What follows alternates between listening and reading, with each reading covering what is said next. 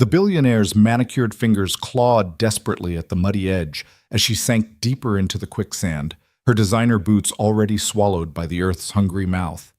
"Help me! Please, somebody!" Elena Carter's voice cracked with terror, echoing through the Vermont forest where no one worth millions should ever be dying alone. That's when Luke Bennett, a man who couldn't even afford new shoes for his daughter, heard the cry that would change 3 lives forever. But before I tell you how a struggling single dad became a billionaire's unlikely hero, let me know in the comments what city you're watching from. I love seeing how far these stories travel. Now, let me take you back to that foggy Friday morning when fate decided to play its most incredible hand. The alarm clock's harsh buzz cut through the pre-dawn darkness of Luke Bennett's bedroom at 5:47 a.m., 3 minutes before it was supposed to ring. He'd been awake for the past hour anyway, staring at the water stain on the ceiling that seemed to grow larger every time it rained. The October chill had already crept through the thin walls of their cabin, and he could hear the old furnace struggling to keep up. Another repair he couldn't afford this month. "Dad?" Chloe's voice drifted from the doorway, small and sleepy. His 8-year-old daughter stood there in her faded frozen pajamas, the ones with Elsa's face half worn off from too many washes, rubbing her eyes with one small fist. "Morning, sweetheart," Luke whispered, sitting up and opening his arms. She patted across the creaky floorboards and climbed into his embrace, still warm from sleep. "Ready for our Friday adventure?" It was their tradition. Every Friday before school, they'd hike the Moss Glen Falls Trail. It had started 2 years ago, right after Sarah left, when Luke didn't know how else to fill the crushing silence of mornings without her mother's presence. The hikes cost nothing but time, and they'd become sacred to both of them. "Can we look for the owl family again?" Chloe asked, her voice muffled against his shoulder. "Of course. But first, breakfast. Can't have my Explorer running on empty." 20 minutes later, they sat at their small kitchen table, sharing scrambled eggs and toast. Luke watched his daughter carefully spread grape jelly to every corner of her bread, her tongue poking out in concentration. The morning light was just beginning to filter through the window, casting long shadows across the worn linoleum floor. "Dad, Jenny's mom is taking them to Disney World for Thanksgiving," Chloe mentioned casually, though Luke caught the wistful note in her voice. His chest tightened. "That sounds fun for them." "Yeah." She took a small bite, then looked up at him with those green eyes that were so much like her mother's, it sometimes took his breath away. "I like our Thanksgivings better, though. Remember last year when we made that turkey out of construction paper because the real one burned?" Luke laughed, the tension easing. "And we ended up having grilled cheese sandwiches instead." "Best Thanksgiving ever," Chloe declared with the certainty only an 8-year-old could muster. By 6:30, they were on the trail, their breath forming small clouds in the crisp autumn air. The fog hung heavy between the trees, giving the forest an otherworldly quality. Chloe skipped ahead, her red raincoat, a hand-me-down from the Thompsons next door, bright against the muted browns and grays of late October. "Dad, look!" She pointed to a set of deer tracks in the muddy path. "Fresh ones." Luke smiled, pulling out the small notebook they used to document their findings. "Good eye, detective. What else do you notice?" As Chloe crouched to examine the tracks more closely, describing their size and direction with the seriousness of a wildlife biologist, Luke felt that familiar mixture of pride and worry. She was so bright, so curious about the world. She deserved so much more than he could give her.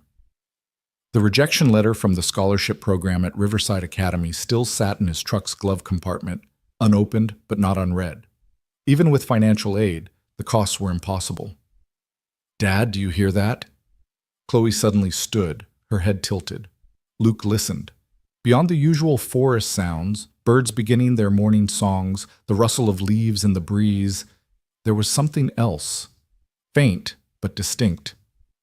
"Someone's yelling," Chloe said, her eyes wide. Luke heard it then too. A voice, high and desperate, carried on the wind. "Help!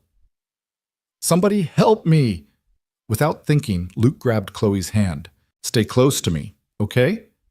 They moved quickly through the trees following the voice. It grew louder, more frantic. Luke's mind raced through possibilities. Injured hiker, lost child, medical emergency. He pulled out his phone, but as usual in these woods, there was no signal. "Please! Anyone!" They burst through a thick stand of birch trees into a clearing Luke had never seen before, despite hiking these trails for years.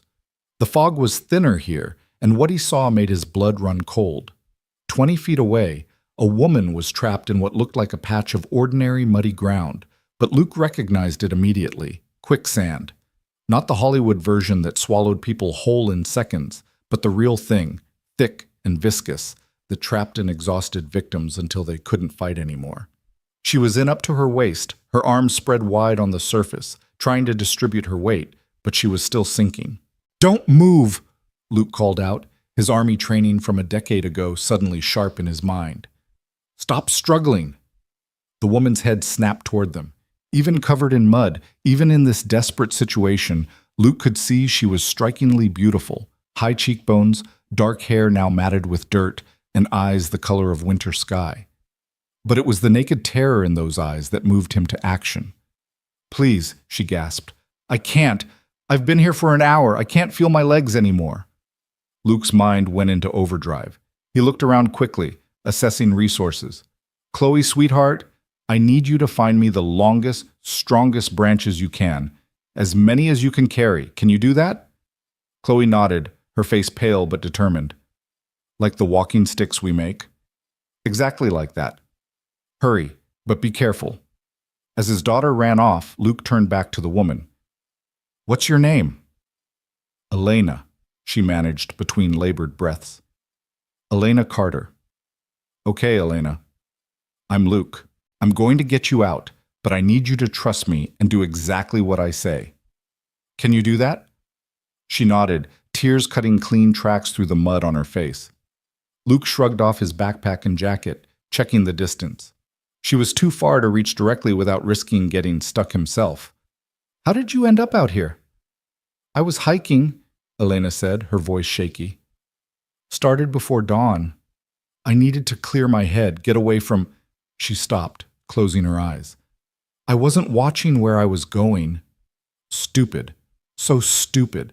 "Hey, look at me," Luke said firmly. "This isn't your fault. These bog pockets form after heavy rains. Even experienced hikers can miss them in the fog. You did the right thing spreading your weight like that." Chloe returned, her arms full of branches. "Dad, I got them." "Perfect, sweetheart. You're doing great." Luke quickly began laying the branches out, creating a platform he could distribute his weight across. "Elena, I'm going to come closer.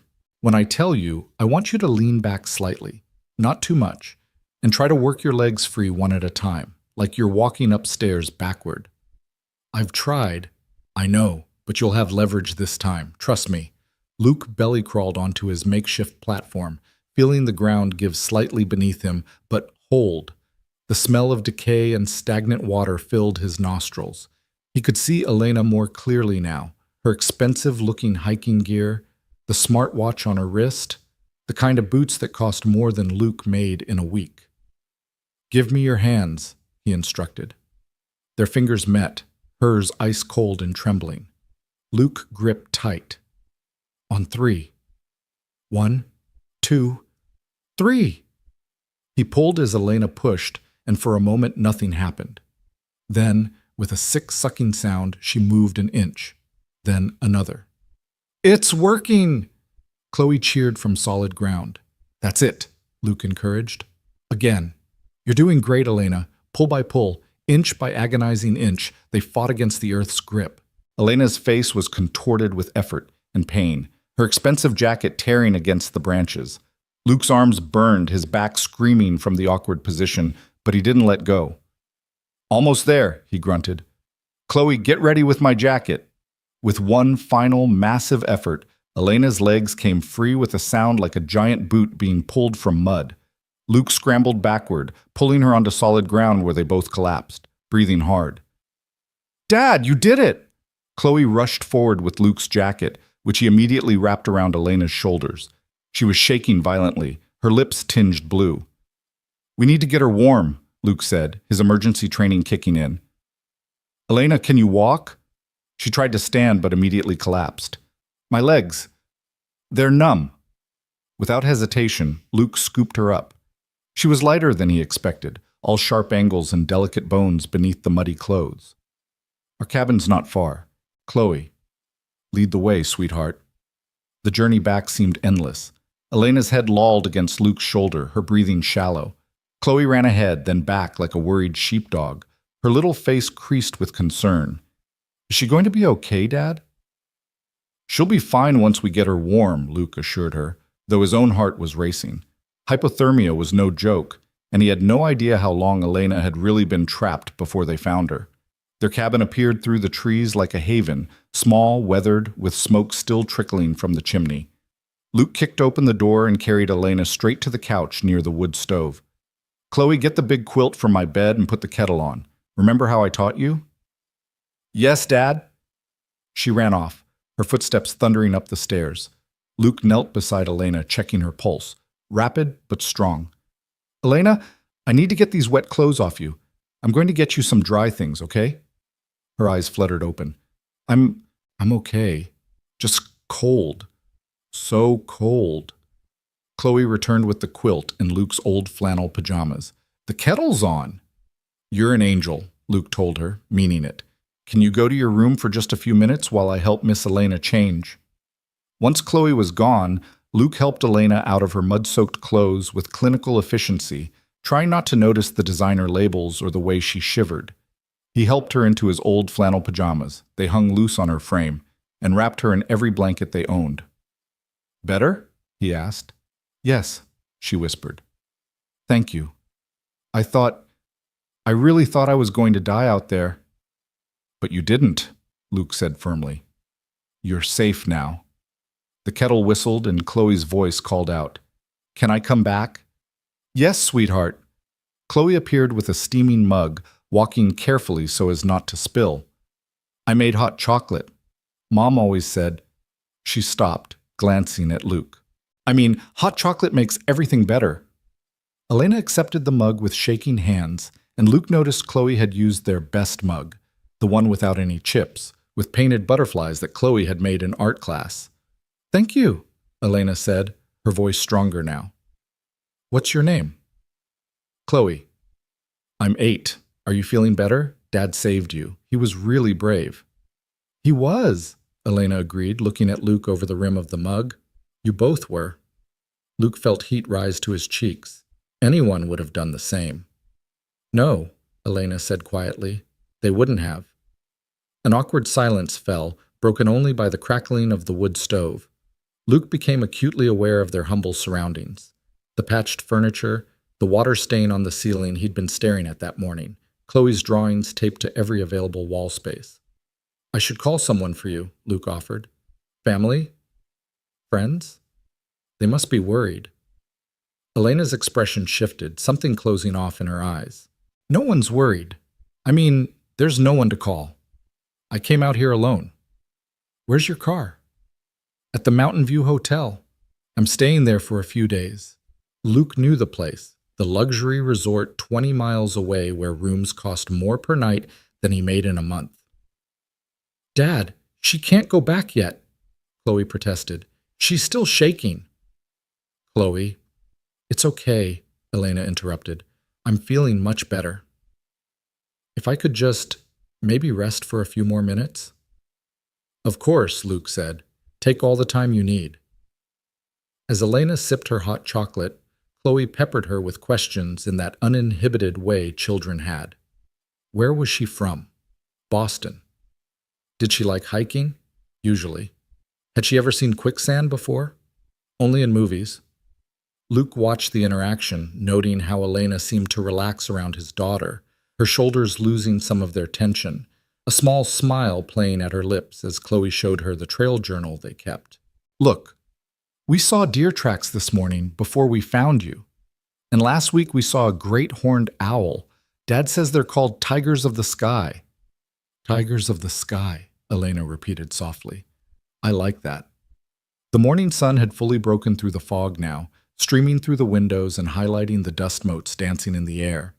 Elena's color had returned, the blue tinge gone from her lips. I should go, she said finally, though she sounded reluctant. I've imposed enough. You haven't imposed at all, Luke insisted, but your clothes are still soaked. Chloe, can you check if Mrs. Thompson left any of her daughter's old clothes in the donation box?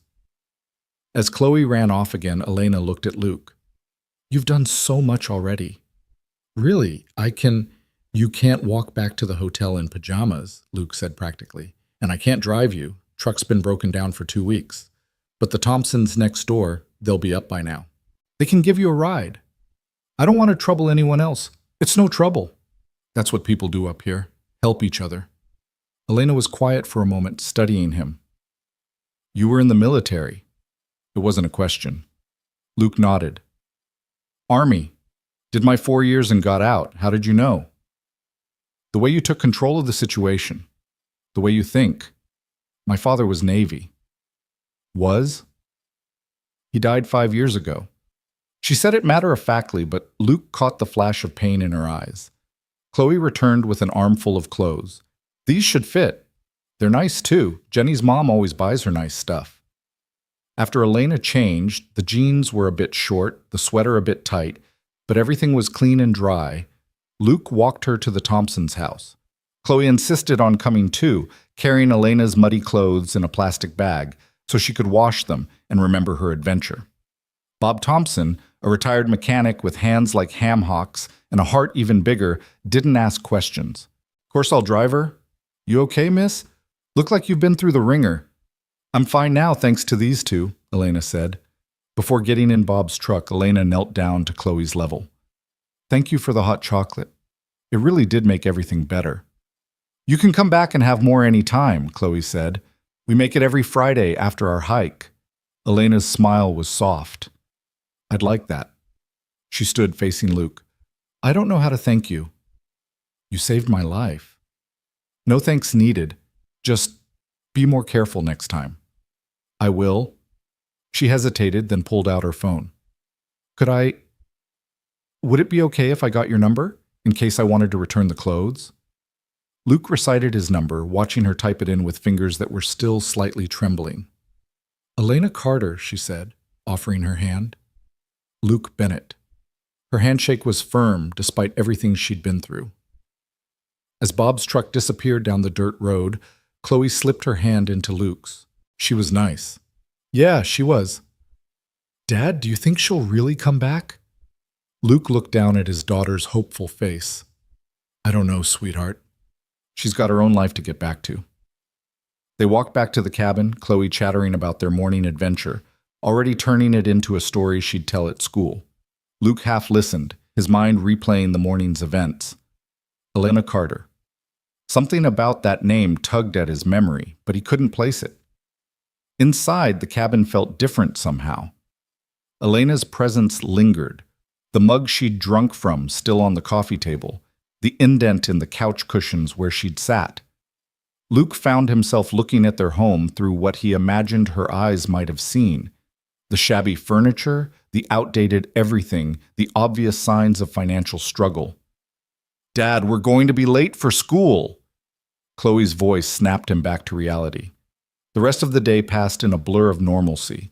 Luke dropped Chloe at school, went to his job at the hardware store, dealt with difficult customers and a delivery mix-up, picked Chloe up from after-school care, made dinner, spaghetti with sauce from a jar, helped with homework, supervised bath time, read 2 chapters of Charlotte's Web, and tucked his daughter into bed with her collection of stuffed animals standing guard. It wasn't until he was sitting alone in the living room, the wood stove crackling softly, that his phone buzzed. Unknown number. This is Elena. I wanted to thank you again. I've been thinking about what happened all day. You and Chloe were my angels. I'd really like to return the clothes in person if that's okay. Would Saturday work? Luke stared at the message for a long moment before typing back. Saturday's fine. Morning is best. Chloe has soccer at noon. 10 a.m.? See you then. He set the phone aside, unease prickling at his spine. In his experience, when worlds collided like this, his world and the world of people who stayed at the Mountain View Hotel, someone usually got hurt. But then he thought of Chloe's excited face, the way Elena had smiled at his daughter's chatter, the genuine warmth in her thank you. Maybe, Just this once, it would be different. Saturday morning dawned crisp and clear. Chloe had been up since 6, had changed outfits 3 times, and had helped Luke clean the cabin until it was as presentable as possible. She'd even picked some late wildflowers from the yard and put them in a mason jar on the table. "Do you think she'll like them?" Chloe asked for the 5th time. "She'll love them," Luke assured her, though his own nerves were jangling. He'd spent an embarrassing amount of time choosing between his 2 good shirts. At exactly 10 a.m., a knock came at the door. Luke opened it to find Elena standing there, but this was a different Elena than the mud-covered, desperate woman from yesterday. This Elena wore designer jeans that probably cost more than Luke's monthly grocery budget, a cashmere sweater that looked impossibly soft, and subtle makeup that enhanced her already striking features. She carried a large basket and the borrowed clothes in an expensive-looking garment bag. "Hi," she said, and there was something almost shy in her smile. "Hi," Luke replied, suddenly feeling tongue-tied. "Miss Elena." Chloe squeezed past Luke, bouncing with excitement. "You came back!" "Of course I did. I promised, didn't I?" Elena held out the basket. "I brought some things to say thank you." They moved into the living room, and Chloe immediately began exploring the basket's contents with delighted gasps. There were gourmet cookies, hot chocolate mix, the really fancy kind, Dad. Local honey, jam, fresh bread from the resort's bakery, and at the bottom, 2 wrapped packages. "Can I open mine?" Chloe asked, eyes wide. Elena nodded, watching with evident pleasure as Chloe tore through the wrapping to reveal a beautiful leather-bound journal and a set of colored pencils. "For your trail journal," Elena explained. "I noticed you were almost out of pages in your old one." "Dad, look! These pencils have my name on them." Chloe showed Luke the personalized pencils, each one engraved with Chloe Bennett, Nature Explorer. Luke's throat tightened. "Elena, this is too much." "No," she said firmly. "It's not nearly enough." "Open yours." Inside Luke's package was a high-quality Swiss Army knife, the kind he'd admired in catalogs but would never buy for himself. "I noticed yours was pretty worn," Elena said. "Every trail guide needs good equipment." "Thank you," Luke managed, touched beyond words. They spent the next hour in comfortable conversation. Elena seemed genuinely interested in their trail journal, asking Chloe about each entry, laughing at her drawings, gasping appropriately at her stories of wildlife encounters. She fit into their small living room like she belonged there, tucked into the corner of their worn couch, holding her mug of coffee, in the butterfly mug again, Chloe had insisted, like it was fine china. "So what brings you to Vermont?" Luke asked eventually. "Besides the near-death experiences in Quicksand." Elena's smile faltered slightly. "I needed to get away. Think about some things. Make some decisions." She paused, seeming to weigh her words. "My life in Boston is complicated." "Complicated how?" Chloe asked, with her characteristic directness. "Chloe, that's not polite," Luke began. "It's okay," Elena said. "Well, I run a company. A big company. And sometimes that means making choices that affect a lot of people. It can be overwhelming." "Like being a teacher," Chloe said sagely. "Mrs. Patterson says being responsible for 28 kids is overwhelming sometimes." Elena laughed, a genuine, delighted sound. "Exactly like that." "What kind of company?" Luke asked, though something in his gut told him he might not want to know the answer. "Technology, mostly. Carter Industries." The name hit Luke like a physical blow. Carter Industries. Of course. Elena Carter. She wasn't just rich. She was billionaire rich. Featured in Forbes rich. He'd read an article about her last month while waiting at the dentist's office. The youngest female CEO of a Fortune 500 company. The woman who'd inherited her father's empire and doubled its worth in 5 years. She must have seen something in his expression because she added quietly, "That's why I didn't want to call anyone yesterday. Sometimes I just need to be nobody for a while." "You're not nobody," Chloe said firmly. "You're Miss Elena who likes hot chocolate and owls." Elena's eyes misted. "You know what, Chloe? That's exactly who I want to be." Luke's phone buzzed, a reminder about soccer practice. We should get ready for your game, sweetheart. Do you want to come? Chloe asked Elena eagerly. I'm not very good, but it's fun. Chloe, I'm sure Miss Elena has other plans. I don't, actually, Elena said, looking at Luke. If it's okay with you?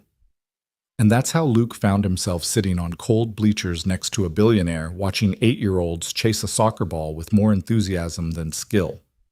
Elena cheered for Chloe like she'd known her for years, jumping up when she made a good pass, groaning sympathetically when she tripped over her own feet. She's wonderful, Elena said during halftime. You've done an amazing job raising her. She makes it easy, Luke replied, watching Chloe share her orange slices with a teammate. Most days, anyway. On your own, Luke nodded. Her mom left when she was 6, said she wasn't cut out for this life. He gestured vaguely, encompassing the small-town soccer field, the modest families around them, the ordinary Saturday afternoon. Wanted bigger things. And you? This is all the big I need, Luke said simply. Elena was quiet for a long moment. I envy that, knowing what's enough. After the game, a 3-3 tie that Chloe celebrated like a World Cup victory, Elena took them to lunch at the local diner. She seemed to delight in the vinyl booths and laminated menus, ordering a cheeseburger and fries with the enthusiasm of someone who'd been living on salad. Best burger I've had in years, she declared, stealing one of Chloe's onion rings. That's 'cause Lou makes them with love, Chloe informed her seriously. He says love is the secret ingredient in everything. Lou sounds like a wise man. As they were finishing, a couple at the next table started arguing. The man's voice rose, harsh and demanding, berating the woman for spending too much, for not earning enough, for a dozen other failures. Luke saw Elena go rigid, her knuckles white as she gripped her water glass. We should go, Luke said quietly, already signaling for the check. Outside, Elena took several deep breaths. I'm sorry. That just reminded you of someone? She looked at him sharply, then away. Something like that. They walked back to Luke's truck in silence. Chloe had run ahead to pet the Andersons' golden retriever, leaving Luke and Elena alone. I should tell you something, Elena said suddenly. The reason I came to Vermont. The reason I was hiking alone at dawn in unfamiliar woods. She stopped walking, turning to face him. There's a man in Boston. Richard Cromwell. We've been involved. He wants to marry me. Everyone thinks it's perfect, the merger of two empires, but he's... She stopped, choosing her words carefully. He's not a kind man. That argument in there? That could have been us in 5 years, or 1 year, or next month. Luke didn't know what to say, so he just nodded, letting her continue. I came here to decide. To figure out if I was being foolish, throwing away a perfect match because of some feeling in my gut. Then I got stuck in that quicksand, and all I could think was that I was going to die having never really lived. Never made a choice that was just mine. Not the company's. Not my board's. Not society's. Just mine. And now? Now I know I'm not going back to him. I'm not going back to a lot of things. She smiled, small but genuine. You and Chloe reminded me that there's a different way to live. A better way. Before Luke could respond, Chloe came running back. Dad! Can Miss Elena come to our pizza night tomorrow? Please? I'm sure she needs to get back to Boston. Actually, Elena interrupted, I extended my stay. If the invitation's genuine, I'd love to come. That evening, after Elena had left and Chloe was in bed, Luke stood at his window looking out at the dark woods. He thought about Elena Carter, billionaire, eating dinner at their scarred kitchen table. He thought about the way she'd looked at Chloe like she was something precious. He thought about the loneliness he'd glimpsed behind her polished exterior, a loneliness that matched his own. His phone buzzed. Elena. Thank you for today. For letting me be part of something real. See you tomorrow. Luke typed back. We're glad you came. Fair warning, Chloe insists on pineapple pizza. Pineapple pizza sounds perfect. And somehow, Luke believed she meant it. Sunday evening arrived with a gentle rain that pattered against the cabin windows. Luke had spent more time than he cared to admit cleaning, while Chloe had drawn a welcome sign that now hung on the door. Pizza party at the Bennetts. Special guest, Miss Elena. When Elena knocked, she was dressed down in jeans and a simple sweater, carrying another basket, this one with salad ingredients and what looked like very expensive wine. I figured pizza needs balance, she said with a grin. They made dinner together, the small kitchen becoming a dance of reaching around each other, laughing when flour ended up everywhere, Chloe directing operations from her perch on the counter. Elena showed them how to toss pizza dough. My college job, she explained, sending the dough spinning, while Luke chopped vegetables and Chloe carefully arranged toppings. This one's mine, Chloe declared, adding a third layer of cheese to her section. Extra everything. A girl after my own heart, Elena said, sneaking pepperoni onto her portion. As they ate, Elena told stories of her travels, seeing the northern lights in Iceland, getting lost in Tokyo, swimming with dolphins in New Zealand. Chloe hung on every word, eyes sparkling with dreams of adventure. Have you been everywhere? Chloe asked in awe. Not everywhere. I've never been to a place where people make pizza with this much love, Elena said, making Chloe beam. After dinner, while Luke did dishes, Elena and Chloe sat on the floor with the trail journal, planning future hikes. There's a place called Devil's Gulch, Chloe was saying. Dad says we can't go until I'm older because it's dangerous. Your dad's smart. Some adventures are worth waiting for. Luke watched them from the kitchen, Elena's elegant fingers tracing trail maps. Chloe's head bent close to hers and felt something shift in his chest, something that had been frozen since Sarah left. When Chloe finally went to bed, after 3 stories from Elena about the olden days when phones had cords, Luke and Elena sat on the porch, listening to the rain. She's going to expect you every Sunday now, Luke warned, only half joking. Would that be so terrible? Luke looked at her, this billionaire who seemed happier on his weathered porch than he imagined she was in any boardroom. Elena, what are we doing here? I don't know, she admitted. I just know that I feel more like myself here than I have in years. Is that crazy? Maybe, but good crazy. She smiled, then her expression grew serious. Luke, I need to tell you something else. About Richard. He doesn't accept no easily. When I go back, when I officially end things, it's going to get ugly. The media will be involved. He might try to dig up dirt on anyone close to me. Are you warning me off? I'm giving you a choice. You and Chloe, you don't need that kind of chaos in your lives. Luke was quiet for a moment, thinking of his daughter's joy, of Elena's loneliness, of his own carefully guarded heart. You know what Chloe said to me after you left yesterday? She said you looked sad even when you smiled, and we should help you feel better because that's what friends do. Elena's eyes filled with tears. 8 years old and already wiser than most adults. So to answer your question, we're being friends. Whatever that means, whatever comes with it. Elena reached over and squeezed his hand. Thank you. They sat in comfortable silence until Elena's phone buzzed. She looked at it and her face went pale. What is it? She showed him the screen, a text from an unknown number. Saw you at that pathetic diner. Does Cromwell know you're slumming it? He will soon. I have to go, Elena said, standing abruptly. I'm so sorry. I shouldn't have come here, shouldn't have involved you. Hey, Luke caught her arm gently. Stop. You're not running from this alone. You don't understand. Richard has investigators, lawyers, connections everywhere. If he finds out about you and Chloe, then he finds out. Elena, I spent 4 years in Afghanistan. I don't scare easily. She looked at him, rain misting her hair, fear and hope warring in her eyes. Why would you do this? You barely know me. I know enough. I know you make my daughter laugh. I know you eat pizza with joy. I know you saved yourself in that quicksand by spreading your weight. That takes presence of mind most people don't have. And I know you're trying to choose a better life. That's worth standing up for. Elena kissed his cheek, quick and soft. You really are a hero, Luke Bennett. No, just a dad who teaches his daughter to do the right thing. Hard to teach if I don't model it. She left with promises to text when she got back to the hotel, but Luke could see the walls going up, the billionaire CEO replacing the woman who'd made pizza in his kitchen. He wondered if he'd see her again. The next 3 days passed without word from Elena. Luke went through the motions of his routine, work, school pickup, dinner, homework, but his mind kept drifting to that text message, to the fear in her eyes, to the way she'd built walls around herself before driving away.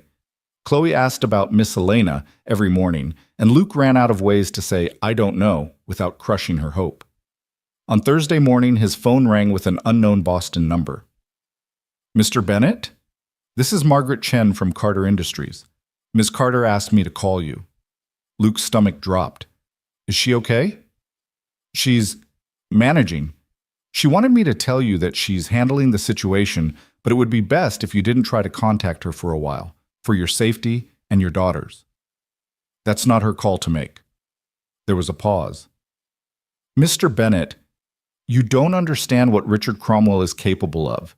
He's already hired investigators. They know about you, about your daughter, about your financial situation. He's looking for leverage. Let him look." "Mr. Bennett, tell Elena I said to stop making decisions for other people. She knows where to find us." He hung up, his hand shaking with anger. Not at Elena, but at this Cromwell character who thought money meant he could control people's lives. Luke had seen plenty of men like that in the service. Officers who confused rank with righteousness, who thought power meant they could break the people under them. That afternoon, when he picked Chloe up from school, her teacher pulled him aside. "Mr. Bennett, there was a man here today asking questions about Chloe. Said he was from a scholarship foundation, but something felt off. Security asked him to leave, but I thought you should know." Luke's blood ran cold. What did he look like? Expensive suit, dark hair, drove a black Mercedes? Very pushy. "If he comes back, call the police immediately, and call me." That evening, after Chloe was asleep, Luke sat on his porch with his father's old shotgun across his lap, watching the tree line. He wasn't expecting trouble, not really, but old habits died hard. You protected what was yours. Around midnight, headlights cut through the darkness. Not one car, but 3. They pulled up to his cabin like a presidential motorcade, all black SUVs with tinted windows. Luke stood, the shotgun visible, but not raised. The middle car's door opened, and Elena stepped out. Even in the darkness, Luke could see she looked exhausted. Shadows under her eyes, her shoulders curved with tension. But when she saw him, something in her face eased. "Planning to shoot someone?" she asked, a weak attempt at humor. "Depends on why you brought an army to my door." "Security team. Richard's been escalating. My board insisted." She gestured to the men getting out of the other vehicles, all earpieces and stern expressions. "Luke, I'm so sorry. I tried to stay away to keep you out of this, but you're bad at making other people's choices for them?" She laughed, short and surprised. "Margaret said you were angry." "Not at you, though next time you want to protect me, maybe ask first if I need protecting. I'm not used to people who don't need something from me." "Well, get used to it." He set the shotgun aside. "Want some coffee?" "You look like you need it." She turned to her security team. "Wait here." "Ma'am, that's not advisable." "I said wait here." Inside, Luke's small kitchen felt even smaller with the knowledge of the security team outside. Elena sat at the table, running her fingers over Chloe's latest drawing, a picture of the 3 of them labeled "My Family" that made Luke's chest tight every time he looked at it. "She includes me," Elena whispered. "Kids are optimists." Luke set a mug in front of her. "So what happened?" "I ended it with Richard, publicly. Gave an interview to the Wall Street Journal about taking the company in a new direction, one that didn't include merger talks with Cromwell Enterprises. He didn't take it well." Define not well. "He showed up at my office, made a scene. Security had to escort him out. Then he called every board member, telling them I was having a mental breakdown. When that didn't work, he started the investigators. Did you know you're 3 months behind on your truck payment?" Luke's jaw clenched. "I'm handling it." "I know you are. But Richard doesn't care about truth, just ammunition. He found out about Sarah leaving, about your discharge from the army, about every hard choice you've ever made, and he's ready to twist all of it into a story about how you're some kind of gold digger who's manipulating me. Let him try. Luke, you don't understand. He owns media outlets. He can destroy your reputation, make it impossible for you to work, maybe even affect custody of Chloe." "Stop." Luke sat across from her, taking her hands. They were ice cold. I've been through worse than some rich bully with a grudge. And Chloe has a right to choose her own friends, even if they come with complications. I'm not worth this risk. That's not your call to make either. Elena pulled her hands away, standing to pace. You don't even know me. Not really. You know the woman who got stuck in quicksand, who eats pizza and watches 8-year-olds play soccer. You don't know the CEO who's laid off thousands of people, who's crushed competitors, who's made choices that kept your father's company alive, that provided for families who depend on those jobs, that did what had to be done even when it hurt. Luke stood too, blocking her pacing. Elena, I don't need you to be perfect. Neither does Chloe. Why? The word came out broken. Why are you being so kind to me? Because you need it. Because we want to. Because sometimes that's enough. She kissed him then, sudden and desperate, tasting of tears and coffee. Luke froze for a moment, then pulled her closer, feeling her shake against him. I'm scared, she whispered against his mouth. I know. It's okay to be scared. They stood there holding each other until Luke heard something, a creak on the porch that wasn't wind. He moved Elena behind him just as the door exploded open. It wasn't Cromwell. It was his men, 3 of them, all muscle and menace. Elena's security was nowhere to be seen. Ms. Carter, the lead one said with mock politeness, Mr. Cromwell would like a word. Get out of my house, Luke said quietly. The man laughed. Army boy wants to play hero. How much is she paying you? Cromwell will double it. I said get out. The man stepped forward, and Luke moved faster than thought, muscle memory from years of training taking over. The man went down hard, but the other 2 were already moving. Luke heard Elena scream, heard something break, felt pain explode across his ribs. Stop! A new voice, Chloe, standing on the stairs in her pajamas, eyes wide with terror. Stop hurting my dad! Everyone froze. The man Luke had dropped was getting up, blood streaming from his nose. Cromwell didn't say anything about a kid. Leave, Elena said, her CEO voice sharp as glass. Now, or I'll have you all arrested for breaking and entering, assault, and traumatizing a minor. Your choice. The men looked at each other, calculating. Finally, the bleeder nodded. This isn't over. Yes, it is, Elena said. Tell Richard if he comes near this family again, I'll destroy him. And unlike him, I don't make empty threats. After they left, after Elena's security team miraculously reappeared, they were called away, ma'am. False emergency.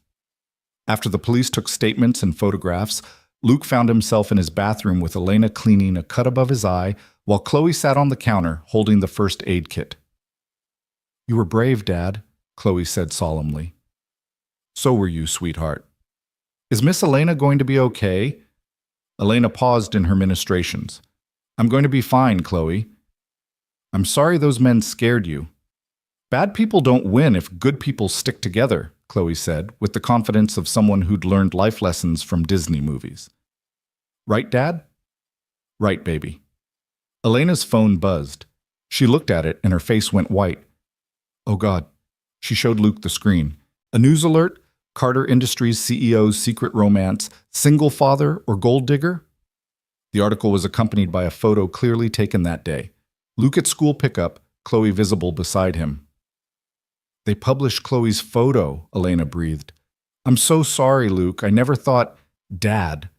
Chloe looked between them, picking up on the tension. What's wrong? Luke made a decision.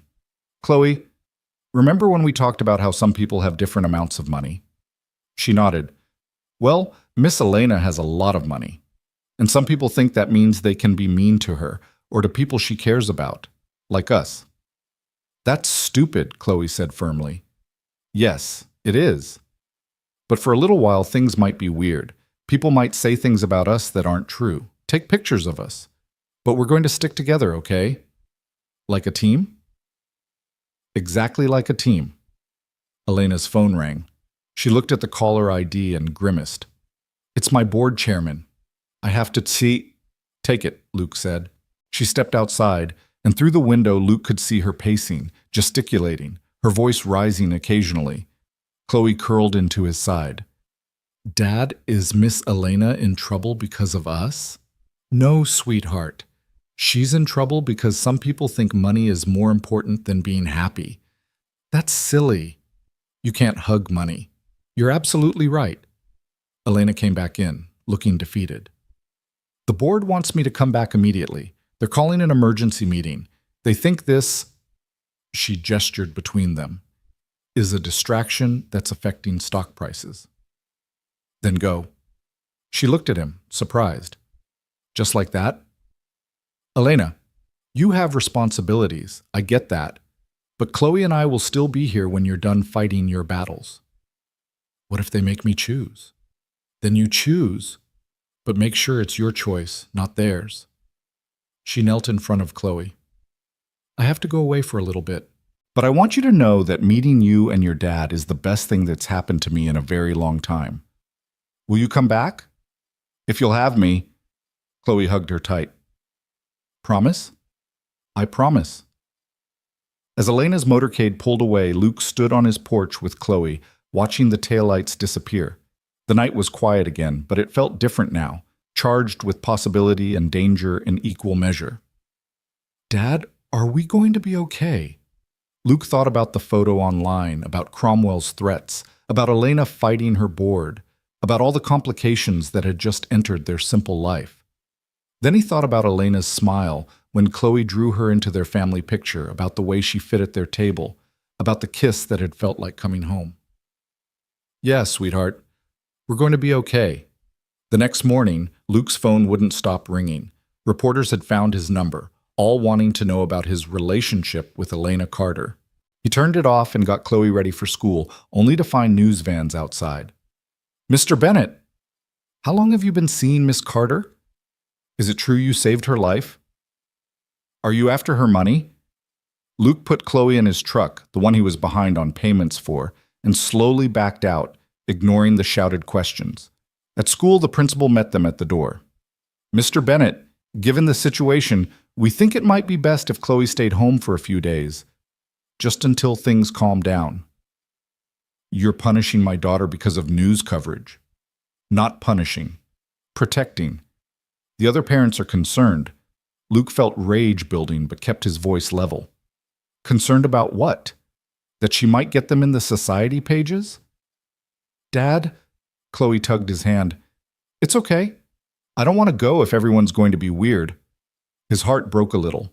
8 years old, and she was already learning that different meant difficult. They spent the day at home playing board games and baking cookies, pretending the news vans weren't outside. Luke's boss called. Don't bother coming in until this blows over. The hardware store couldn't afford the circus. By evening, Luke was ready to punch something. Then his phone rang with Elena's number. Are you watching the news? She asked without preamble. No, we're avoiding it. Turn on Channel 7. Luke did, and there was Elena at a press conference, looking every inch the powerful CEO in a severe black suit. Ms. Carter, can you address the rumors about your relationship with Luke Bennett? I can do better than that, Elena said, her voice clear and strong. I can tell you the truth. Luke Bennett saved my life when I was trapped in Quicksand. He and his daughter Chloe showed me more genuine kindness in one day than I've experienced in years. They've become dear friends, and anyone who tries to cheapen that with tawdry speculation should be ashamed. Are you saying it's not romantic? Elena looked directly at the camera. I'm saying that Luke Bennett is twice the person Richard Cromwell will ever be. He's a devoted father, a veteran who served his country with honor, and someone who works hard every day to provide for his daughter. If Richard Cromwell spent less time trying to destroy good people and more time examining his own character, perhaps I wouldn't have ended our relationship. Ms. Carter, Richard Cromwell claims you're having a mental health crisis. The only crisis I had was realizing I was about to marry a man who views people as possessions.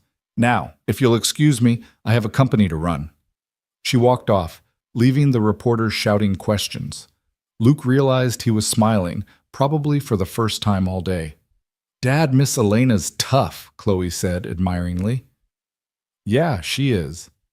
His phone rang immediately. Elena again. Too much, she asked. Perfect. Though Cromwell's probably having a stroke. Good. How are you two holding up? Luke looked at Chloe, who was drawing another picture, this one of Elena as a superhero. We're managing, though I'm apparently unemployed now. Luke, I'm so sorry. Not your fault.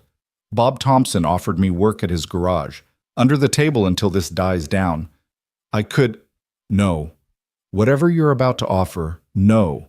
We're not taking your money, Elena. You're impossibly stubborn. You like that about me. I do, she admitted softly. I really do. Luke, the board's given me an ultimatum. Either I end all contact with you, or they'll call for a vote of no confidence. What are you going to do? What do you think I'm going to do? I'm going to call their bluff, but it might get worse before it gets better. We can handle worse. You shouldn't have to. Elena, I need you to understand something. You're not a burden. You're not a complication we're enduring. You're someone we choose. Every day, despite everything, we choose you. Can you accept that? There was a long pause. I'm trying to learn how. After they hung up, Luke found Chloe had fallen asleep on the couch, her superhero drawing half finished. He carried her to bed, then sat in the dark living room thinking about choices and consequences. His phone buzzed with a text from an unknown number. A photo was attached. Sarah, his ex-wife, with a man he didn't recognize. The message read, "Your ex is very interested in custody arrangements, especially now that you're exposing your daughter to dangerous situations. Call me. RC." Luke deleted the message, but his hands were shaking. Cromwell had found Sarah. The one thing Luke feared more than anything was losing Chloe, and Cromwell knew it. He stepped onto the porch, needing air, and found Bob Thompson walking up with a casserole dish. "Figured you might not feel like cooking," Bob said gruffly. "Marion made extra." "Thanks, Bob. This'll blow over, you know. These rich folks, they get bored and move on to the next scandal." "What if they don't?" Bob set the casserole on the porch rail and pulled out his pipe. "You know, 40 years ago, Marion's father didn't think I was good enough for her. I was just some grease monkey, and she was the bank president's daughter. He did everything he could to break us up. Threatened to disown her, had his friends fire me, even tried to pay me to leave town." "What did you do?" "Married her anyway. Figured if our love couldn't survive some rich man's tantrum, it wasn't worth having. Been 42 years now. Her father? He died alone and bitter, still convinced money was more important than happiness. Elena and I aren't... It's not like that." Bob chuckled. "Son, I've seen how you look at her. More importantly, I've seen how she looks at you. And that little girl of yours? She's already planning the wedding." After Bob left, Luke sat with the casserole, thinking about love and courage and what he was willing to fight for. Inside, Chloe slept peacefully, unaware that her mother was being weaponized against them. Somewhere in Boston, Elena was facing down a board of directors who thought her happiness was less important than stock prices. And Richard Cromwell was out there, plotting, convinced that money could buy him anything, even Elena's heart. His phone rang. "Elena." "Can't sleep either?" he asked. "Board meetings in 6 hours. They've given me the weekend to reconsider my position. Luke, he contacted Sarah, didn't he?" "How did you..." "Because that's what I'd do if I were him." Go for the jugular. "Has she responded?" "I don't know. We haven't talked in 2 years. I have lawyers, Luke, good ones. If she tries anything..." "Elena, I need to handle this part myself. Sarah's complicated. If she thinks there's money involved, she'll definitely make a play for custody. But if she realizes it's just me and Chloe, same as always, she might leave us alone." "So you need me to stay away?" "No, I need you to be smart. Let Cromwell think he's winning for now. Let the media get bored. And then, when no one's watching, we figure out what this is between us." "What if I don't want to wait? What if I'm tired of other people dictating my life?" "Then you fight. But you fight smart. You've built an empire, Elena. You didn't do that by charging ahead without a plan." She was quiet for a moment. "When did you get so wise?" "Single dad for 2 years. You learn things." "Like what?"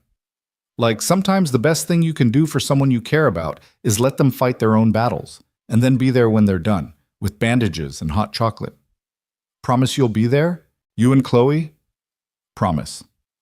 They talked until dawn, about nothing and everything, and when Luke finally hung up to wake Chloe for their Saturday morning hike, He felt something he hadn't felt in years.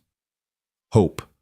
Not the desperate kind that wishes for miracles, but the steady kind that knows storms pass and life goes on. The weekend brought a strange sort of peace. The news vans left. Apparently some celebrity had a meltdown in Los Angeles. Luke and Chloe hiked their usual trail, went to the farmer's market, had movie night with too much popcorn. Almost normal, except for the way people whispered and stared, except for Elena's absence like a missing tooth. Sunday night, Luke's phone rang. "Sarah." "So, you're famous now?" she said without preamble, her voice carrying that old edge of mockery. "What do you want, Sarah?" "Is it true? About you and the billionaire?" "We're friends." Sarah laughed, sharp and bitter. "Right, friends. Luke, you couldn't even keep me happy. What makes you think you can handle someone like her?" "I don't need to handle anyone. And you left because you wanted more than I could give you. That's on you, not me. This Cromwell guy says he'll pay me to file for custody. Says you're putting Chloe in danger." Luke's grip on the phone tightened. "You haven't seen Chloe in 2 years. You didn't even send a birthday card." "Doesn't mean I don't have rights." "Sarah, listen to me very carefully. If you try to take Chloe, I'll fight you with everything I have. And so will Elena. You think Cromwell has lawyers? Elena Carter could buy and sell him 3 times over. You'll lose, and you'll lose publicly." "You're threatening me." "I'm telling you the truth. Chloe is happy. She's loved. She doesn't need you coming back and disrupting her life for a payday." There was a long pause. "She really doesn't ask about me?" "No," Luke said gently. "She doesn't. I was a terrible mother. You were unhappy. There's a difference. Do you hate me?" "No, Sarah. I just wish you'd wanted what we had. And this Elena person? She wants it." Luke thought about Elena making pizza in their kitchen, cheering at soccer games, reading to Chloe with voices for all the characters. "Yeah, she does." "Then she's either crazy or you've changed. Maybe both." Sarah sighed. "Tell Cromwell to shove his money. I won't be his puppet. But Luke? If this goes bad, if Chloe gets hurt because of this circus, I will come for custody." "Fair enough." After she hung up, Luke sat in the dark, relief and worry warring in his chest. One threat down, but Sarah's words echoed. "What makes you think you can handle someone like her?" Monday morning arrived with an unexpected frost that silvered the grass outside Luke's window. He was making breakfast when his phone buzzed with a news alert that made him nearly drop the spatula. Carter Industries Board calls emergency vote. CEO's position in jeopardy. Chloe looked up from her cereal. "Dad, what's wrong?" "Nothing, sweetheart. Just grown-up stuff." But Chloe wasn't fooled. "Is it about Miss Elena? Is she in trouble because of us?" Before Luke could answer, his phone rang. Margaret Chen, Elena's assistant. "Mr. Bennett, Ms. Carter asked me to call. The board meeting is happening now. She wanted you to know that regardless of the outcome, she stands by her decision." "What decision?" "She refused to sign a statement saying your relationship was purely professional. She told them, and I quote, 'I won't lie about people I care about to make you comfortable.'" Luke sank into a chair. "She's going to lose her company." "Perhaps. But she said to tell you she's already lost things that mattered more by not fighting for them." After Margaret hung up, Luke sat staring at his phone, torn between admiration and frustration. Elena was sacrificing everything she'd built. And for what? For a maybe, for a possibility, for something that had barely begun. "Dad, we should go there," Chloe said suddenly. "Go where?" "To Boston. To help Miss Elena. That's what friends do." "Chloe, we can't just—" "Why not? You always say we should stand up for what's right. Miss Elena's standing up for us. Shouldn't we stand up for her?" Out of the mouths of babes, Luke thought. He looked at his daughter, at her fierce determination, and made a decision that would have seemed insane a month ago. "Go get dressed. Wear your nicest clothes." The drive to Boston took 3 hours. Luke's old truck wheezed and protested at highway speeds, but it held together. Chloe spent the trip practicing what she would say to the mean board people, while Luke white-knuckled the steering wheel and wondered if he was about to make everything worse. The Carter Industries building was a gleaming tower of glass and steel that seemed to scrape the sky. Luke had never felt more out of place, standing in the marble lobby in his only suit, the one from his wedding, while security guards eyed them suspiciously. "We're here to see Elena Carter," Luke told the receptionist, who looked at them like they'd asked to see the Pope. "Do you have an appointment?" "No, but Dad, look." Chloe pointed at a television screen showing financial news. Elena's face was there, with a headline scrolling beneath. Carter Industries stock plummets as board challenges CEO. "Sir, I'm going to have to ask you to leave," the receptionist said, already reaching for security. That's when the elevator dinged and Margaret Chen stepped out, looking harried but unsurprised.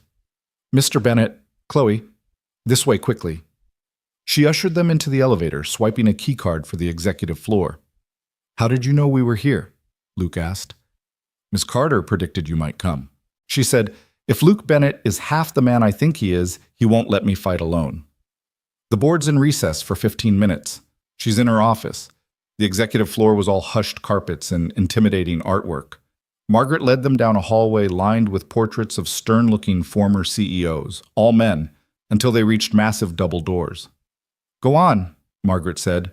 "I'll stand guard." Luke knocked and entered to find Elena standing at floor-to-ceiling windows, looking out at the city below. She was in full CEO armor, a perfectly tailored charcoal suit, her hair in a severe bun, everything about her screaming power and control, except for her hands, which were shaking. "You came," she said without turning around. Chloe insisted. "Said we couldn't let you fight the mean board people alone." Elena turned then, and the professional mask cracked when she saw them. "You drove all this way?" "Miss Elena!" Chloe ran to her, wrapping her arms around Elena's waist. "Are you okay? Are they being awful to you?" Elena knelt down, her composure crumbling further. "I'm okay, sweetie. Just tired of fighting battles." "Then stop fighting them," Luke said. "Walk away." Elena looked up at him, surprised. "What?" "This company, this life. Is it making you happy? Really happy? Or are you just holding on to it because it's what's expected?" "It's my father's legacy." "Your father is dead, Elena, and from what you've told me, he wouldn't want you miserable just to keep his name on a building." Elena stood slowly, Chloe still holding her hand. "If I walk away, Cromwell wins.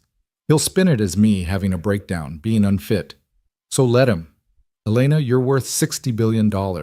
You could buy another company tomorrow if you wanted. Or you could do something else entirely. But staying here fighting these people who don't value you as a person, that's what's really letting him win.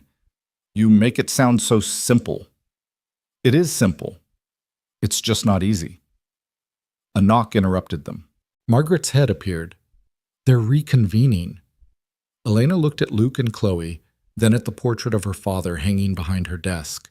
She pulled the pins from her hair, letting it fall around her shoulders, then took off her suit jacket and tossed it on the chair.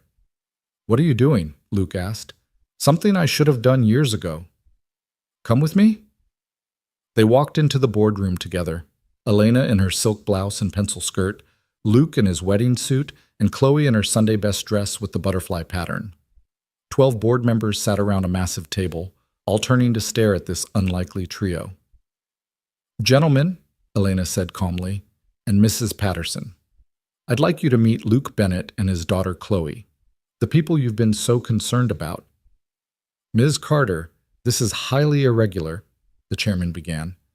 "Everything about this has been irregular, Tom. You've let Richard Cromwell manipulate you into questioning my competence because I dared to have a personal life. You've valued stock prices over people. You've forgotten that this company was built on innovation and risk-taking, not cowardice and conformity." "Ms. Carter, I'm not finished." Elena's voice could have cut glass. "I've doubled this company's value in 5 years. I've launched products that have changed how millions of people live and work. I've done everything asked of me and more. And in return, you want to control who I can be friends with, who I can care about. The relationship is causing instability. No, your reaction to it is causing instability. But that's about to end." Elena pulled a document from her pocket. "This is my resignation, effective immediately." Gasps around the table. The chairman went pale. "Elena, be reasonable." "I am being reasonable. For the first time in years, I'm being completely reasonable. I'm choosing happiness over profit margins. I'm choosing people who value me as a person over those who see me as a stock symbol. You can't just walk away. Actually, I can. My shares remain mine. I'll be selling them, of course, gradually, so as not to tank the value. But I'm done letting this company define my life. An older board member, quiet until now, spoke up. And what will you do, Miss Carter? Elena looked at Luke and Chloe and smiled. A real smile, the kind that transformed her whole face. I'm going to live, Henry. Really live. Maybe I'll start a new company, something smaller, more personal. Maybe I'll teach. Maybe I'll spend a year hiking trails with people who matter to me. But whatever I do, it won't be this. She set the resignation letter on the table. Good luck, gentlemen. Mrs. Patterson, you'll need it. They walked out in silence through the hushed executive floor, past Margaret, who was openly crying, into the elevator where Chloe finally burst out. That was like a movie. You were amazing, Elena laughed, wild and free. I have no idea what I just did. You chose, Luke said simply. In the parking garage, standing between Luke's battered truck and Elena's waiting limo, reality seemed to settle. Elena looked lost suddenly, like she'd jumped off a cliff and just remembered she didn't know how to fly. Come home with us, Chloe said. We're having spaghetti tonight. Chloe, I'm sure Elena needs to. Actually, spaghetti sounds perfect, Elena said. If you have room in the truck?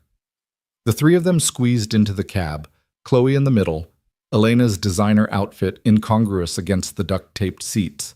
As they pulled out of the garage, photographers were already gathering, shouting questions. Elena rolled down the window. Miss Carter, is it true you resigned? Best decision I ever made, she called back, then rolled the window up. They drove in comfortable silence for a while, Chloe dozing against Elena's shoulder, until Luke said, You know Cromwell's going to go nuclear. Let him. I've got the best lawyers money can buy, and now I have all the time in the world to fight him. And the money? Luke, I could lose 90% of my wealth and still have more than I could spend in 10 lifetimes. Money's never been the problem. The problem was thinking it was the solution. They stopped for gas in a small town, and while Luke filled up, Elena and Chloe went inside for snacks. He watched them through the window, Elena helping Chloe reach something on a high shelf, both of them laughing at something, looking like any other mother and daughter on a road trip. His phone rang. Unknown number. Bennett? This is Richard Cromwell. I heard Elena had some kind of breakdown today. What do you want, Cromwell? To make you an offer. $5 million to disappear. Take your daughter and go somewhere Elena will never find you. Luke laughed. You really don't get it, do you? 10 million. Cromwell, she could be broke and I'd still choose her over your money. Some things can't be bought. Everything can be bought. Everyone has a price. That's where you're wrong. And that's why she chose us over you. We see her as a person, not a prize. You're making a mistake, Bennett. I can destroy you. You can try. But here's what you don't understand. I've already lost everything once. Job, wife, dreams, survived it all. And now I have something worth fighting for, so bring it on. He hung up as Elena and Chloe emerged with bags of junk food and cups of coffee. Who was that? Elena asked, noting his expression. Nobody important. She studied him for a moment, then rose on her toes and kissed him, right there in the gas station parking lot, with Chloe cheering and passing motorists honking. Thank you, she whispered. For what? For seeing me. The real me. Not the CEO, not the billions, just me. The rest of the drive was filled with Chloe's chatter about school, about her friends, about everything Elena had missed in the past week. Elena listened with genuine interest, asking questions, remembering names and details from previous conversations. When they finally reached the cabin, the sun was setting, painting the sky in shades of pink and gold. There were no news vans, yet, just Bob and Marion Thompson on their porch, waving. Heard the news on the radio, Bob called. Marion's making a celebration cake. Inside, while Luke cooked and Chloe set the table with their mismatched plates, Elena stood in the doorway watching them, tears rolling silently down her cheeks. Hey, Luke said softly, pulling her into the kitchen. You okay? I just resigned from a Fortune 500 company to eat spaghetti in a cabin with a single dad and his 8-year-old daughter. My board thinks I'm crazy. The media will crucify me. I'm about to be in the fight of my life with a vindictive ex. Regrets? She looked around the small kitchen, at Chloe carefully folding napkins, at Luke in his apron that said Dad's Kitchen in Chloe's handwriting, at the refrigerator covered in drawings and report cards and photos of moments that mattered. Not a single one. Dinner was perfect in its imperfection. The spaghetti was slightly overcooked, the garlic bread burned on one side, and Chloe spilled sauce on Elena's silk blouse. They talked and laughed and planned hiking trips they would take now that Elena had all the time in the world. We could see the northern lights, Chloe suggested. You said you saw them in Iceland. We could. Or we could go somewhere warm. Have you ever seen the ocean? Chloe shook her head, eyes wide. Then that's first on our list. The ocean. After dinner, while Chloe showed Elena her rock collection, each stone carefully labeled with where and when it was found, Luke's phone rang again. This time it was his boss from the hardware store. Luke, you need to see the news. He turned on the small television, keeping the volume low. There was Elena's resignation, as expected, but then came something else. Security footage from the Carter Industries lobby, showing Luke and Chloe arriving. But the footage had been edited, manipulated to make it look like Luke had forced his way in, like Chloe had been crying. The headline read, Unstable Man Disrupts Board Meeting, Carter's Resignation Forced. That's not what happened, Chloe protested, seeing the screen. Elena was already on her phone, calling her lawyers, her face set in cold fury. They doctored security footage. That's a felony. Margaret, I need you to pull the original files before they disappear. But the damage was spreading. Social media was exploding with the story. Luke Bennett, violent and unstable. Elena Carter, victim of manipulation. Chloe Bennett, a child in danger. Luke's phone rang. Sarah, I told you, she said without preamble. I told you if Chloe got hurt, I'd intervene. Her picture is all over the internet, Luke. They're calling you dangerous. Sarah, you know that's not true. I know Cromwell's people contacted me again. They're offering me a lot of money, Luke. Enough to start over, to give Chloe opportunities you never could. You wouldn't. I would, if I thought she was really in danger. Fix this, Luke. Fast. Or I'll do what I have to do. She hung up, and Luke stood there, feeling the walls closing in.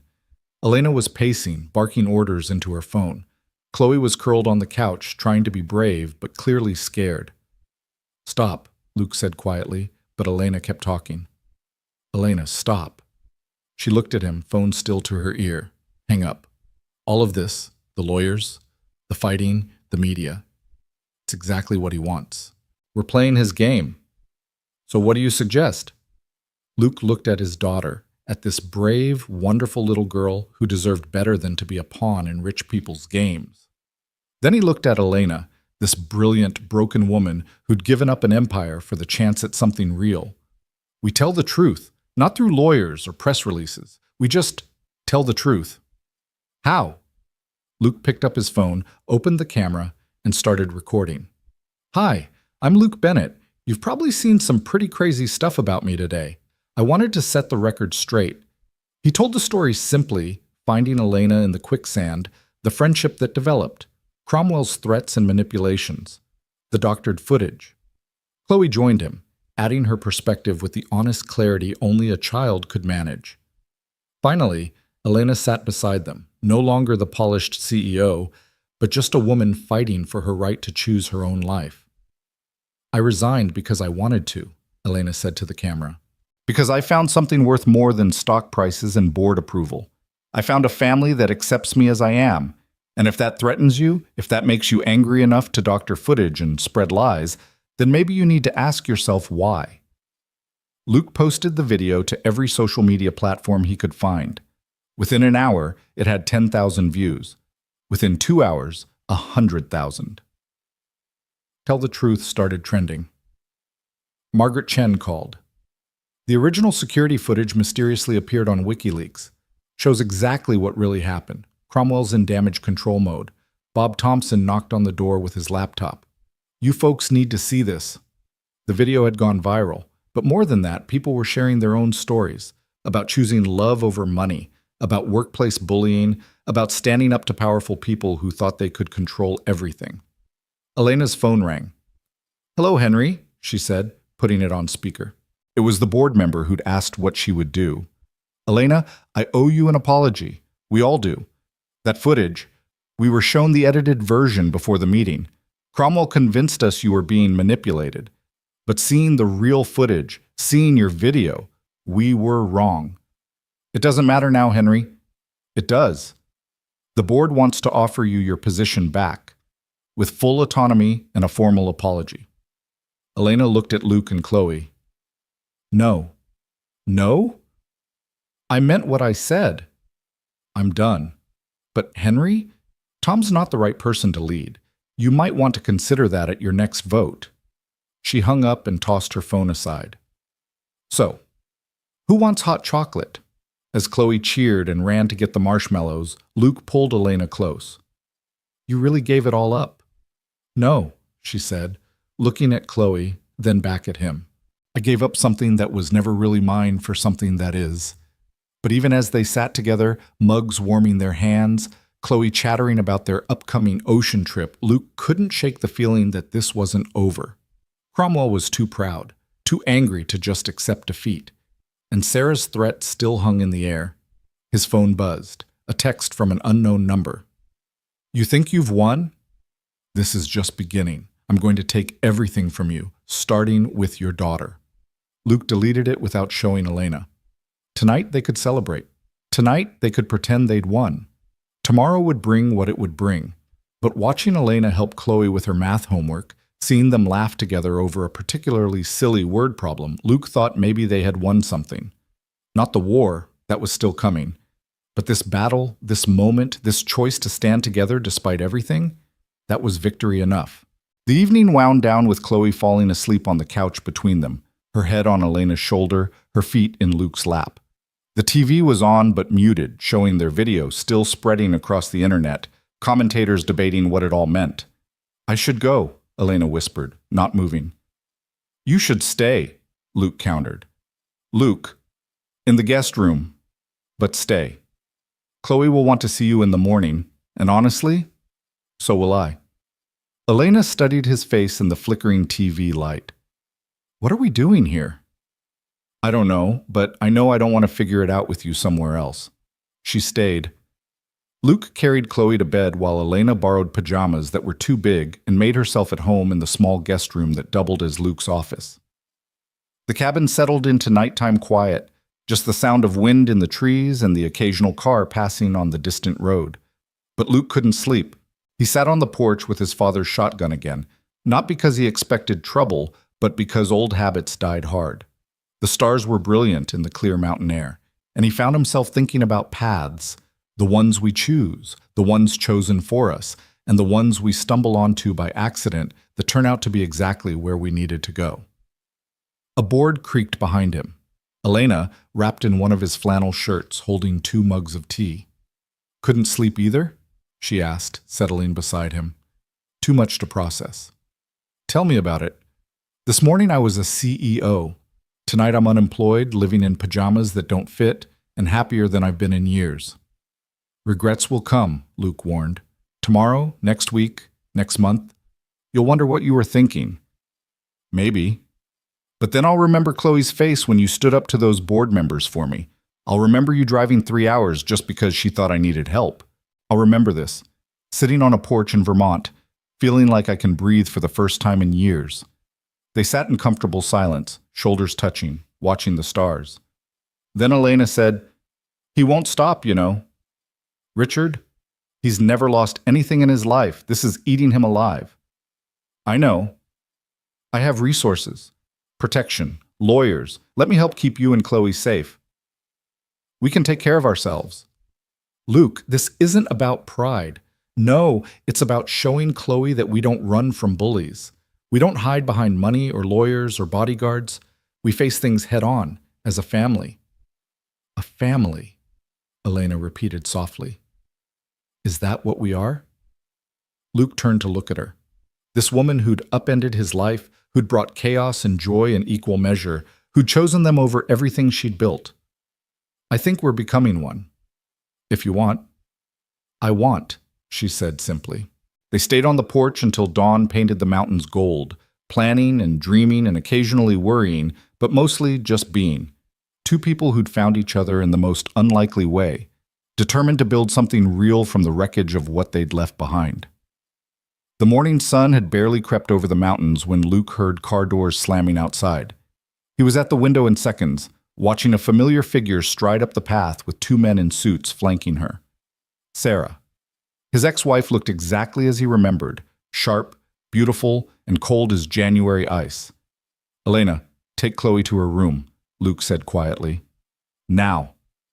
But it was too late. Chloe was already at the top of the stairs, rubbing sleep from her eyes.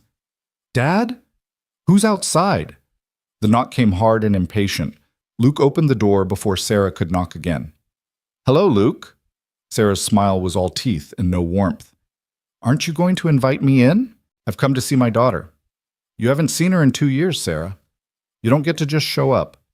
"Actually, I do." One of the suited men stepped forward, handing Luke a document.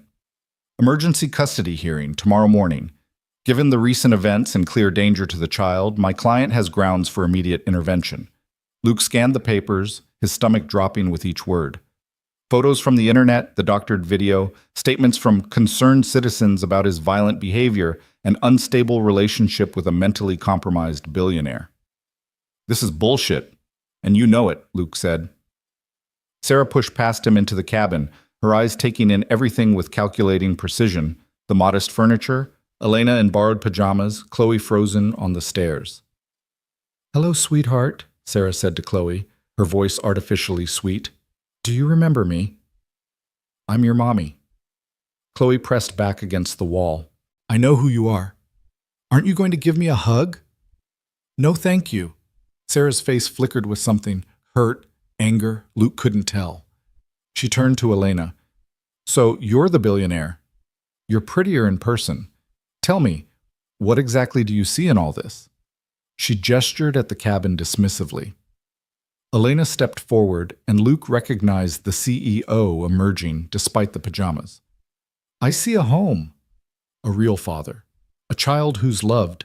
Things money can't buy, and you apparently couldn't recognize." How poetic. "Did Luke tell you why I left? Did he mention the nights he'd wake up screaming from nightmares? The way he'd check the windows obsessively?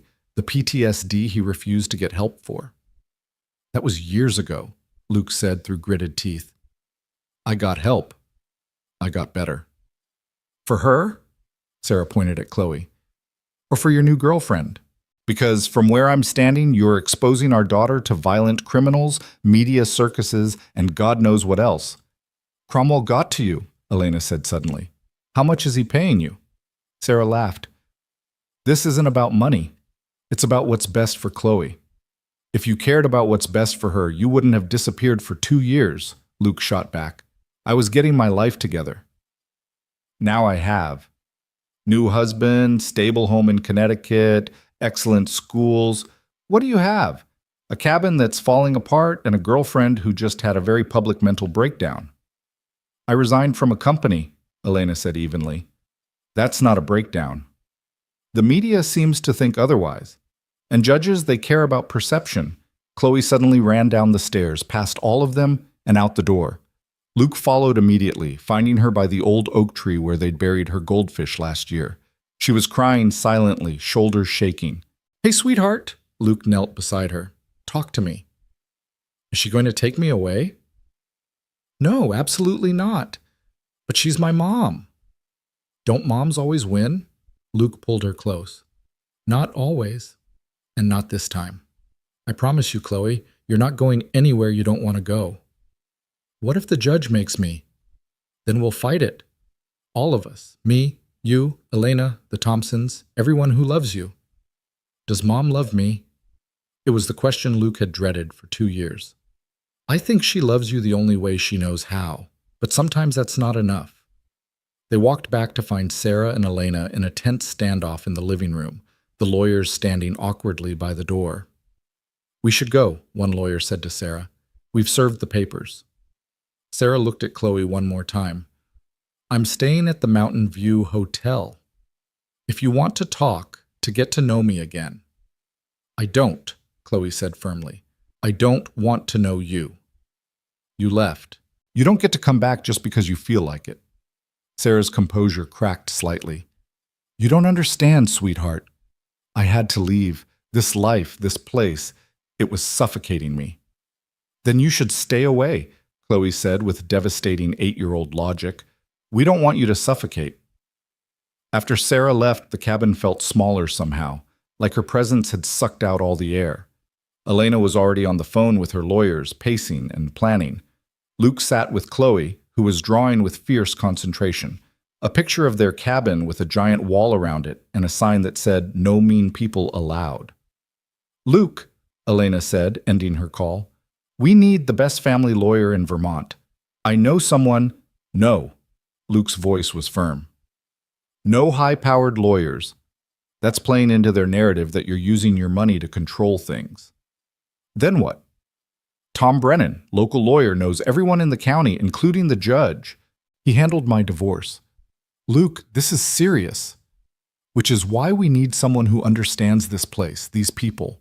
Sarah's big city lawyers will come in throwing weight around. Tom will remind everyone who really knows Chloe, who's been here for her. Elena looked like she wanted to argue, but finally nodded. Okay, your town, your call. Within an hour, Tom Brennan was sitting at their kitchen table looking like someone's grandfather with his worn cardigan and reading glasses perched on his nose, but his eyes were sharp as he reviewed the custody petition. Sarah's claiming changed circumstances, he said. The media attention, the alleged danger, your relationship with Miss Carter here. It's not nothing, but it's not everything either. Meaning, Luke asked. Meaning Judge Harrison knows you, Luke, knows Chloe. He's not going to be swayed by flash and dazzle. But, Tom hesitated. The doctored video is a problem. Even though it's been debunked, the image is out there. And this Cromwell fellow's money means they can drag this out, make it expensive. Money's not an issue, Elena said quickly. Tom studied her over his glasses. With respect, Ms. Carter, you being involved might be an issue. No offense, but you're the wild card here. Unknown quantity. Judge might wonder about stability. I'm not going anywhere, Elena said firmly. Been here what? Couple weeks? That's not exactly a track record. Tom, Luke intervened, what do we need to do? Character witnesses. School reports, Chloe's therapist. You still taking her to Dr. Ellman? Good. We need everyone who's seen you with Chloe to speak up. And, he paused, looking at Elena. You might consider keeping a lower profile, at least until the hearing. You want me to leave? Elena's voice was carefully neutral. I want you to be strategic. You show up at court, it's a media circus. You stay away, it looks like you're abandoning them. Rock in a hard place. She stays, Chloe said suddenly. Everyone turned to look at her. Elena stays. She's family now. Tom smiled slightly. Well, can't argue with that. But we need to be smart about this. Luke, you need to show stability. Normal routine. School, work, home. No drama. I don't have work anymore, Luke reminded him. Lost my job when this all started. Bob Thompson says different. Says you're working at his garage now. That's good, honest work. Judge Harrison brings his car there. They spent the next hours preparing, gathering documents, making lists of witnesses. Mrs. Patterson from school agreed to testify, as did Dr. Ellman, the Thompsons, even Lou from the diner. The community was rallying, but Luke could see the strain on Elena, the way she kept checking her phone, watching the news coverage that painted her as everything from a victim to a villain to a madwoman. That evening, while Chloe helped Bob Thompson fix a lawnmower, her way of dealing with stress, Elena and Luke walked the trail where they'd first met. That Quicksand is looking pretty good right now, Elena said weakly, attempting humor. Elena, she's right, you know. Sarah, I am a complication you don't need. If I wasn't here, if you weren't here, Chloe and I would be less than we are now. Luke stopped walking, taking her hands. Yes, this is complicated. Yes, Cromwell is making our lives hell. But Elena, Chloe smiled more in the first week of knowing you than she had in the 6 months before. That's worth fighting for. What if we lose? What if Sarah takes her? Then we keep fighting. Appeal. Whatever it takes. I could make Cromwell back off. One phone call to the right people, and his company would be under federal investigation. He has skeletons. No, we do this right, this clean. I won't have Chloe growing up thinking problems get solved with threats and power plays. Elena pulled away, frustrated. Sometimes that's how the world works, Luke. Not our world. Not the world we're building for her. They walked back in tense silence, finding Chloe and Bob covered in grease and grinning. We fixed it, Chloe announced. Bob says I'm a natural mechanic. That's my girl, Luke said, his throat tight. That night, after Chloe was asleep, Luke found Elena on the porch again, laptop open, typing furiously. What are you doing? Liquidating assets, setting up a trust for Chloe's education. If something happens, if you lose custody, at least... Luke closed the laptop gently. Stop. I'm trying to help. You are helping. By being here. By caring. But Elena, you can't solve everything with money. It's all I know how to do. The words burst out of her raw and painful. I don't know how to be normal, Luke. I don't know how to bake cookies for school fundraisers or help with homework without hiring a tutor. I know board meetings and hostile takeovers and market strategies. I don't know how to be what you and Chloe need. Luke sat beside her, pulling her close. You know how to make Chloe laugh? You know how to listen when she talks about rocks for 30 minutes straight. You know how to show up when it matters. That's all we need. Your ex-wife is going to destroy me on the stand, unstable, unfit, all of it. Maybe, but Chloe will tell them the truth, and in the end, that's what matters most.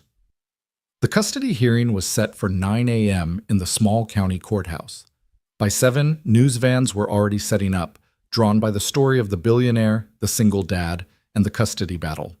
Luke dressed Chloe in her best outfit, the one they'd bought for last year's school concert, while Elena put on a simple navy dress she'd had Margaret send from Boston.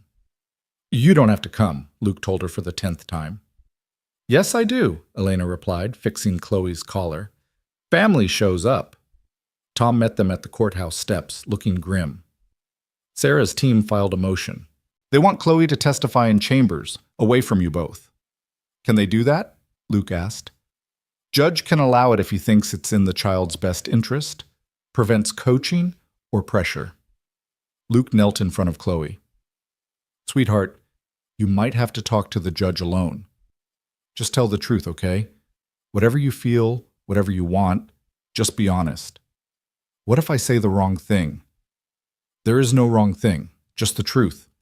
Inside, the small courtroom was packed. Luke recognized faces from town, supporters but also curiosity seekers. Sarah sat with her legal team, looking polished and confident. Her new husband was beside her, a bland-looking man in an expensive suit who kept checking his phone. All rise, the bailiff called, and Judge Harrison entered.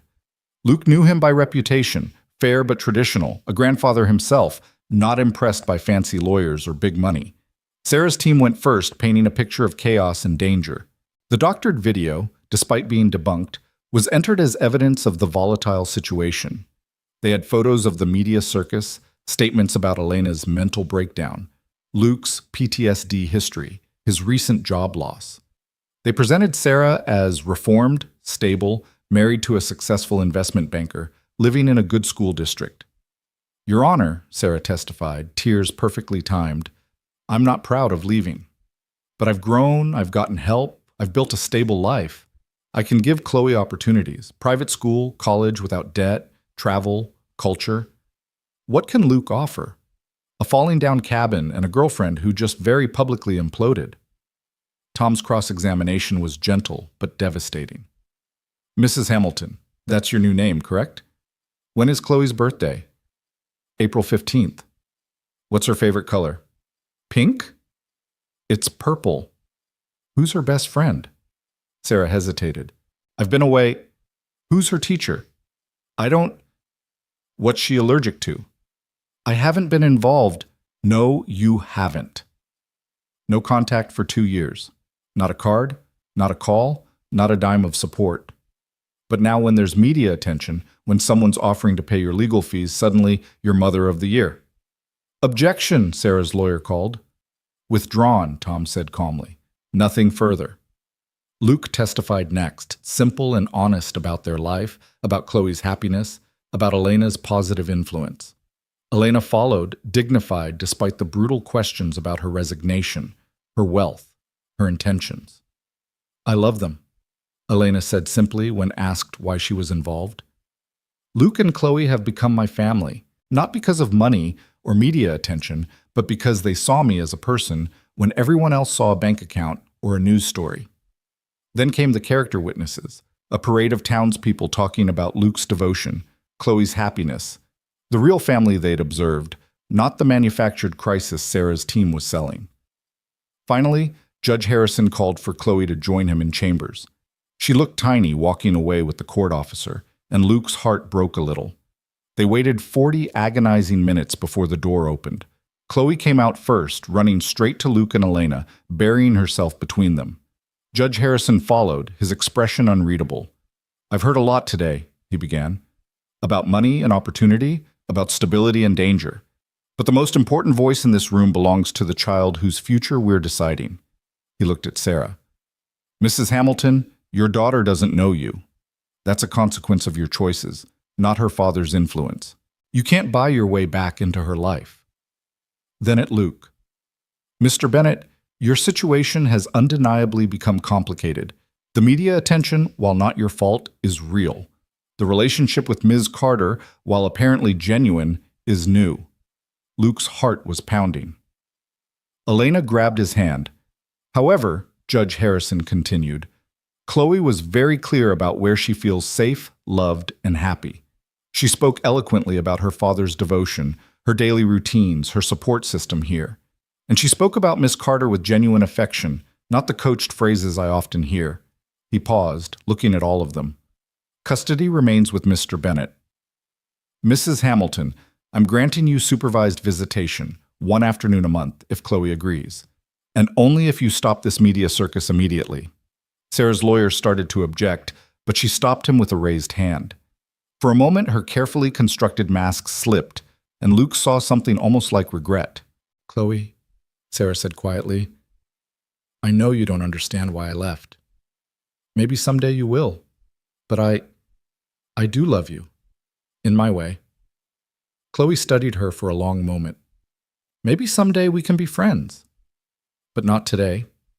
Sarah nodded, gathered her dignity, and walked out with her husband trailing behind. The courtroom erupted in quiet congratulations, neighbors patting Luke's back, Elena hugging Chloe tight. Outside, the media swarmed, but Tom had arranged for them to exit through the back. In Bob's waiting truck, Luke's was still broken, they sat in exhausted silence until Chloe said, Can we get ice cream? It's 11 in the morning, Luke pointed out. We just won, Elena said. Ice cream for breakfast seems appropriate. At the diner, Lou refused their money. Heroes eat free, he declared, loading their table with sundaes that would horrify a nutritionist.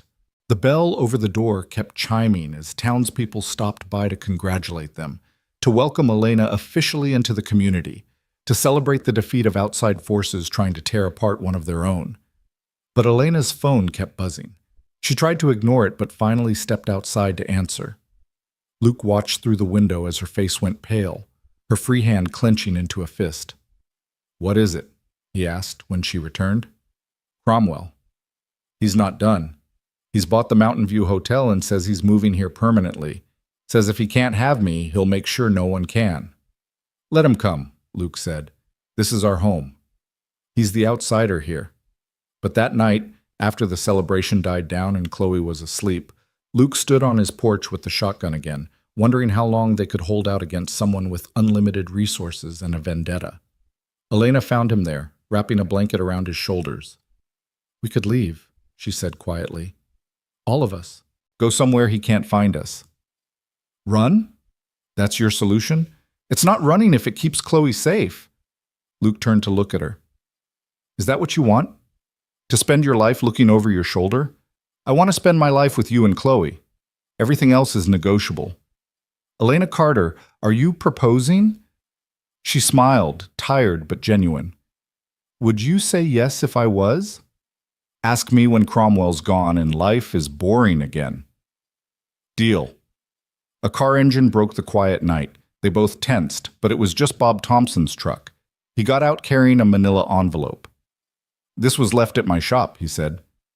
Note said to give it to you. Inside were photos, Elena and Luke on their walk, Chloe at school, even one through the cabin window of them having dinner. The message was clear. Cromwell was watching. That's it, Elena said, her voice cold as winter. I'm done playing nice. She pulled out her phone and made a call. Marcus? It's Elena. Remember that favor you owe me? Time to collect. Elena, what are you doing? What I should have done from the start. Cromwell wants a war. He's got one, but we're going to fight it on my terms now. Luke wanted to argue, to insist they handle this his way, but looking at those photos, at the violation of their privacy and safety, he realized sometimes you had to fight fire with fire. And Elena Carter had spent her entire adult life learning how to burn down empires. Whatever you're planning, he said, we do it together. Together, she agreed, then smiled with a sharpness he'd never seen before.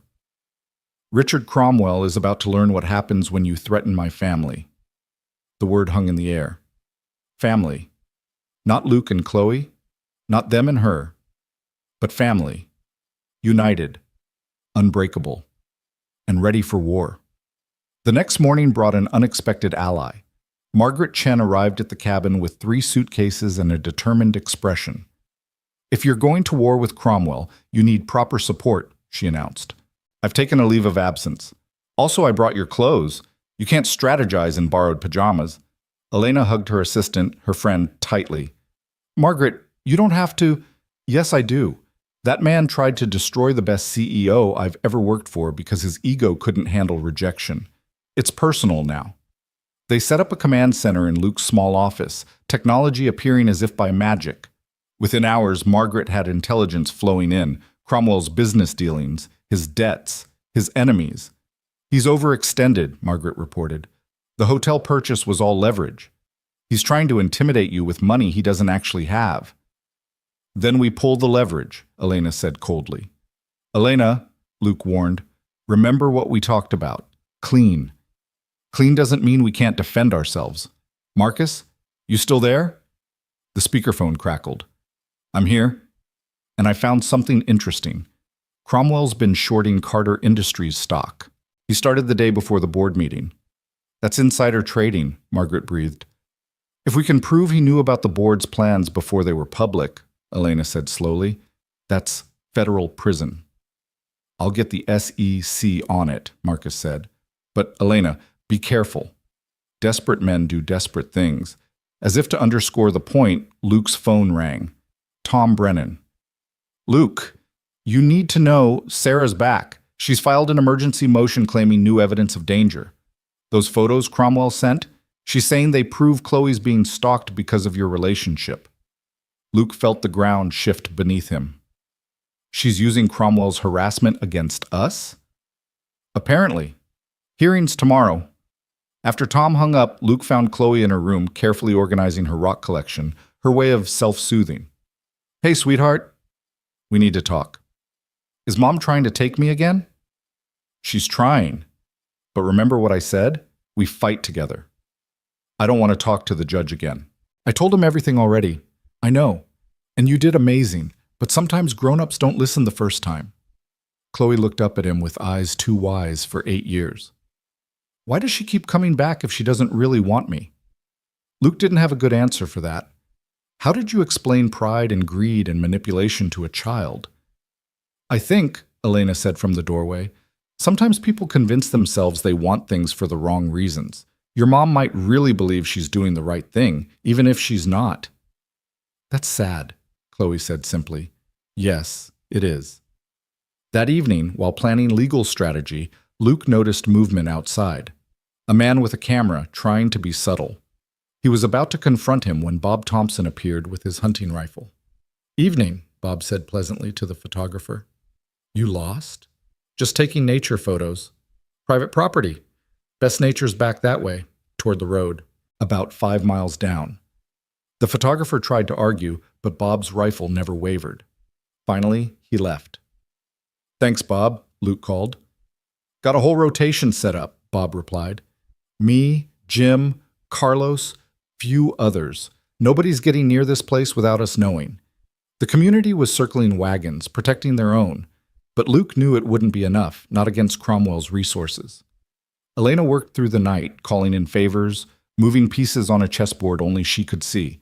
Margaret typed furiously, documents flying from the printer. Luke tried to help, but this was their world, not his. Around 3 a.m., Elena's phone rang. She listened, her face grave, then hung up. Richard's had a heart attack. He's in the hospital. Luke felt no sympathy, but Elena looked troubled. This changes things. His lawyers will claim we caused it with stress, that we're dangerous. We didn't do anything to him. No, but the SEC investigation Marcus triggered, the margin calls from his leveraged hotel purchase, the fact that 3 major investors just pulled out of his company, all that happened today. Elena, he brought this on himself. I know, but Sarah won't see it that way. Neither will a judge. The emergency hearing was a disaster. Sarah's lawyers painted them as vindictive, dangerous, citing Cromwell's heart attack as evidence. The judge, not Harrison this time, but a younger woman named Chen, seemed sympathetic to Sarah's concerns. Your Honor, Tom argued, Mr. Cromwell has been stalking my clients. His heart attack, while unfortunate, is not their fault. Nevertheless, Judge Chen said, the child appears to be in the center of an escalating conflict. I'm granting temporary emergency custody to Mrs. Hamilton while we investigate these new developments. The world tilted. Luke heard Chloe gasp, felt Elena's hand grip his arm, but everything seemed far away. No! Chloe ran to Luke, wrapping her arms around him. I won't go. You can't make me. Sweetheart, the judge said, not unkindly, this is temporary. Just a few days while we sort things out. Mr. Bennett has done nothing wrong, Elena stood, her CEO voice ringing out. This is a miscarriage of justice, and we will appeal immediately. That's your right, Judge Chen said. But for now, the child goes with her mother. Sarah approached carefully. Chloe, please. Just a few days. We'll go to my hotel, order room service, watch movies. I hate you, Chloe said quietly, devastatingly. I will always hate you for this. But she went, because the court officer was there, because Luke nodded that she had to, because sometimes the bad guys won rounds even if they couldn't win the fight. The cabin felt empty, wrong, without Chloe's presence. Elena raged, throwing things, cursing Cromwell and Sarah and the system. Luke sat silent, staring at Chloe's drawing on the refrigerator. We're getting her back, Elena declared. I don't care what it takes. Elena? No, this is my fault. Cromwell came after you because of me. I'm fixing this. She stormed out before Luke could stop her. Margaret looked at him apologetically. She needs to do something. It's how she processes. What if we can't fix this? What if Sarah wins? Margaret studied him. Do you know why Elena was really in those woods that morning? She'd just come from her father's grave. 5-year anniversary of his death. She goes every year, alone, to tell him about the company. This year, she told him she was miserable, that she'd built everything he wanted and felt nothing. Then she got lost, literally and figuratively, and you saved her. Not from the quicksand, from the life that was drowning her slowly. Margaret, she won't lose Chloe. She won't lose you. She's Elena Carter. She's taken down bigger monsters than Richard Cromwell. But Luke wasn't sure anyone could take down a system that favored biological mothers, that saw money as stability, that punished love for not fitting in neat legal boxes. His phone rang. Unknown number, some... Luke? It's Richard Cromwell. The voice was weak, strained. We need to talk. What do you want, Cromwell? Luke's voice was ice, his knuckles white as he gripped the phone. I'm dying. The words came out raspy, labored. Not the heart attack, they found something else. Cancer, stage 4, weeks, maybe days. Luke said nothing, feeling no sympathy for the man who'd torn his family apart. I need to see Elena. please. I need to make things right before... You took my daughter. Luke's voice broke. You helped Sarah take my daughter, and now you want forgiveness? I want to fix it. I can fix it, but I need to see her. Elena, please. Luke found Elena in the woods, standing at the exact spot where they'd first met, staring at the now ordinary ground where Quicksand had once trapped her. Her designer clothes were muddy, her hair wild, tears streaming down her face. He called, Luke said simply. I know, the hospital called too. He's been asking for me.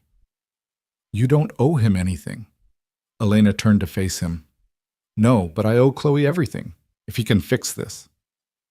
They drove to the hospital in silence. The cardiac unit was hushed, expensive, private rooms that looked more like hotel suites. Richard Cromwell looked nothing like the powerful man who'd terrorized them.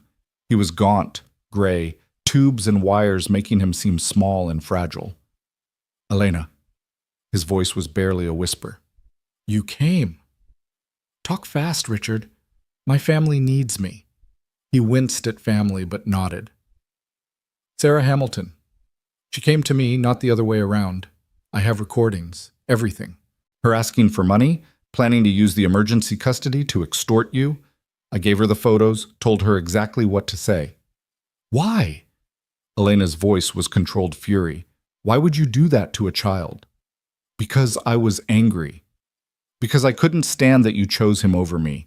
Because I've never lost anything I wanted. He coughed, specks of blood on his lips. I've been a monster, Elena.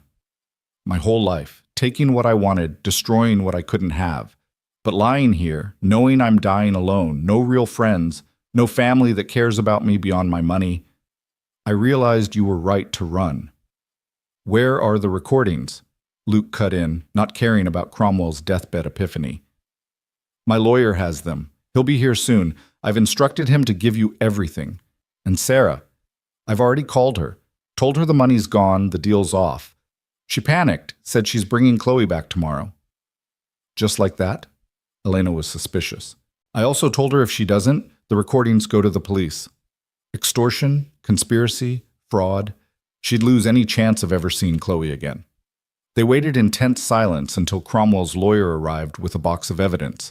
Recordings, emails, text messages, all documenting Sarah's mercenary plan. Luke listened to one recording, his ex-wife's voice cold and calculating. I don't actually want the kid. Too much work. But they'll pay to get her back, especially the billionaire. Set me up for life. Play that for Judge Chen, the lawyer said. This all goes away. As they turned to leave, Cromwell called out weakly. Elena, I loved you. In my twisted way, I did love you. Elena paused at the door. No, Richard. You wanted to own me. There's a difference. She looked back at him one last time. I forgive you, though. Not for you, for me, so I can move forward without carrying this anger. In the parking lot, Luke's phone rang. Sarah, panicked and furious. You bastard! You turned him against me. Where's Chloe? At the hotel. I'm bringing her back tomorrow, but I want guarantees, no prosecution, no revenge. I just walk away. Luke looked at Elena, who nodded. Fine. Mountain View Hotel, noon tomorrow. And Sarah? After this, you stay gone. Forever. Trust me, I want nothing to do with any of you psychos. That night, Luke couldn't sleep. The cabin felt wrong without Chloe, even knowing she'd be back tomorrow. Elena found him at 3 a.m., sitting at the kitchen table, staring at Chloe's homework still spread out from 2 days ago. She's coming home, Elena said softly. This time. What about next time? What about when someone else decides we don't fit their idea of normal? Elena sat beside him, taking his hand. Then we fight. Again and again. Together. I almost lost her, Elena. The one thing I swore would never happen. But you didn't. We didn't. She squeezed his hand. Luke, I need to tell you something. These past weeks, the chaos, the fighting, it's shown me what I want. Not the company, not the money, not any of it. Just this. You, Chloe, this life. I want to wake up in this cabin, help Chloe with homework, learn to cook something besides pasta, maybe get married in that little church downtown, have more kids if you want them, grow old watching sunsets from that porch. I want ordinary, beautiful, real life with you both.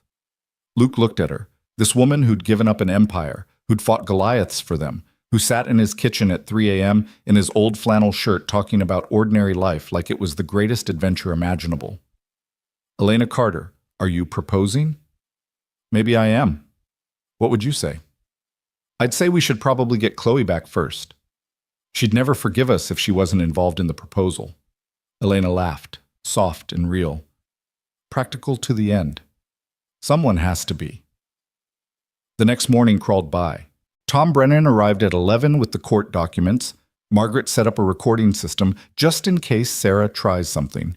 And Bob Thompson stationed himself on the porch with his coffee and rifle for moral support. At exactly noon, Sarah's rental car pulled up. Chloe burst out before it fully stopped, running full speed into Luke's arms. Dad! Dad, I knew you'd come. She said you didn't want me anymore, but I knew she was lying. Luke held her tight, breathing in her strawberry shampoo smell, feeling his world right itself. I will always want you. Always come for you, never doubt that. Sarah got out slowly, her perfect composure cracked. She looked older somehow, defeated. Here's her stuff. She set down Chloe's overnight bag. I'm leaving now. Sarah, wait. Luke set Chloe down, whispering for her to go inside with Elena. Why? Really why? Sarah's laugh was bitter. You want the truth? I thought I could do it. Play mom, get the money, have it all. But she's so much like you, Luke. Stubborn, loyal, sees right through bullshit. She spent 2 days telling me exactly what she thought of me, and she was right about all of it. I'm not mother material. Never was. You could try. No. Some people aren't meant to be parents. I'm one of them. I knew it when I left. I know it now. The money just made me forget for a while. What will you do? Go back to Connecticut. Tell David the truth, that I'm a terrible person who tried to sell my kid. See if he still wants to be married to me after that.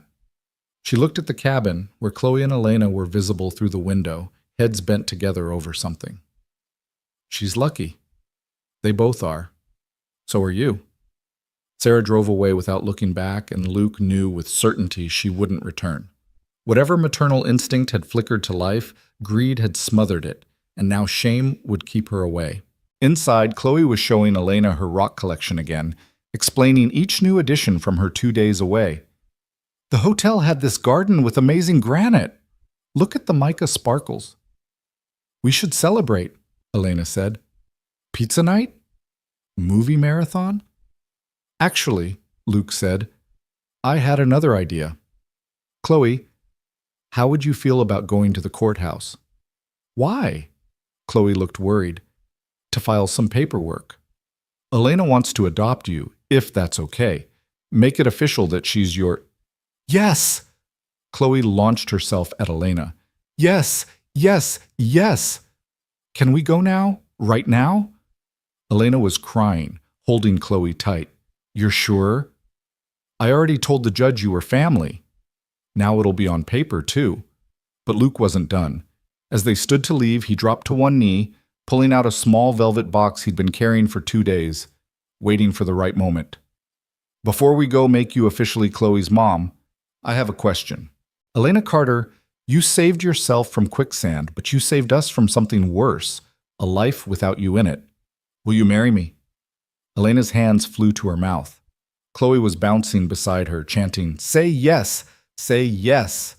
It's not a diamond, Luke said quickly, opening the box to reveal a simple band with a small piece of polished quartz set in it.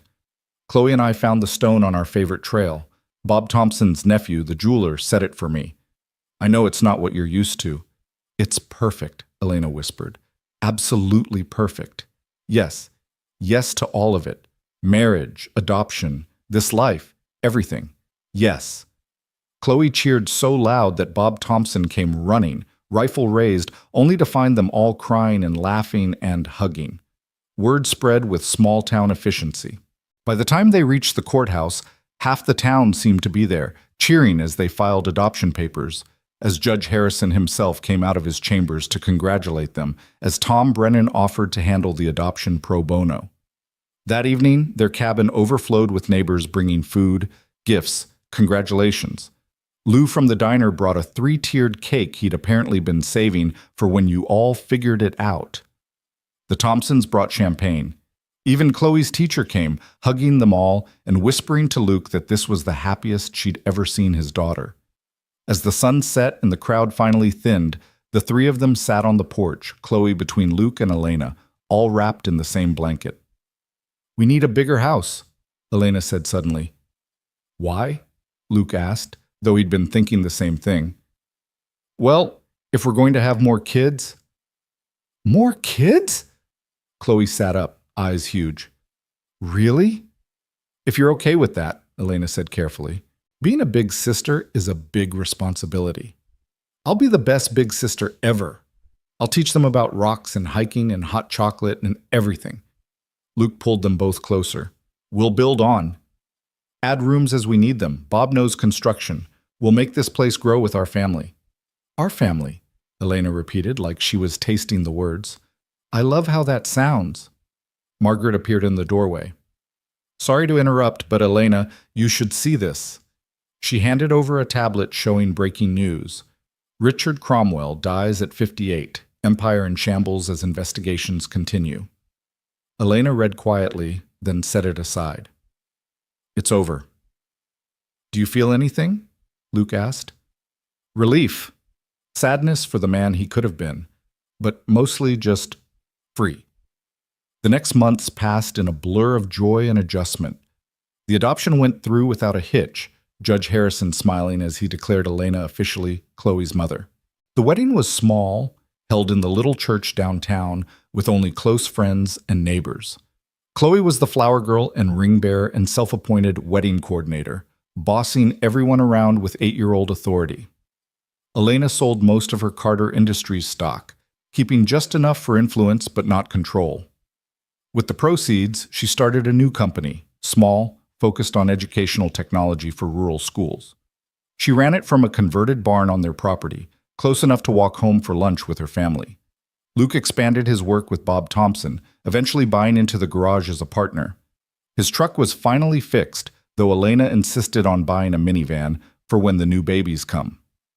The first baby came sooner than expected. Elena found out she was pregnant just 4 months after the wedding. Chloe immediately began a campaign for a sister, making lists of names and drawing pictures of herself teaching a baby about rocks. "You know it might be a boy," Luke reminded her. "That's okay too," Chloe said magnanimously. "Boys can learn about rocks." They built the addition to the cabin that summer, neighbors coming together for an old-fashioned barn raising adapted to home expansion.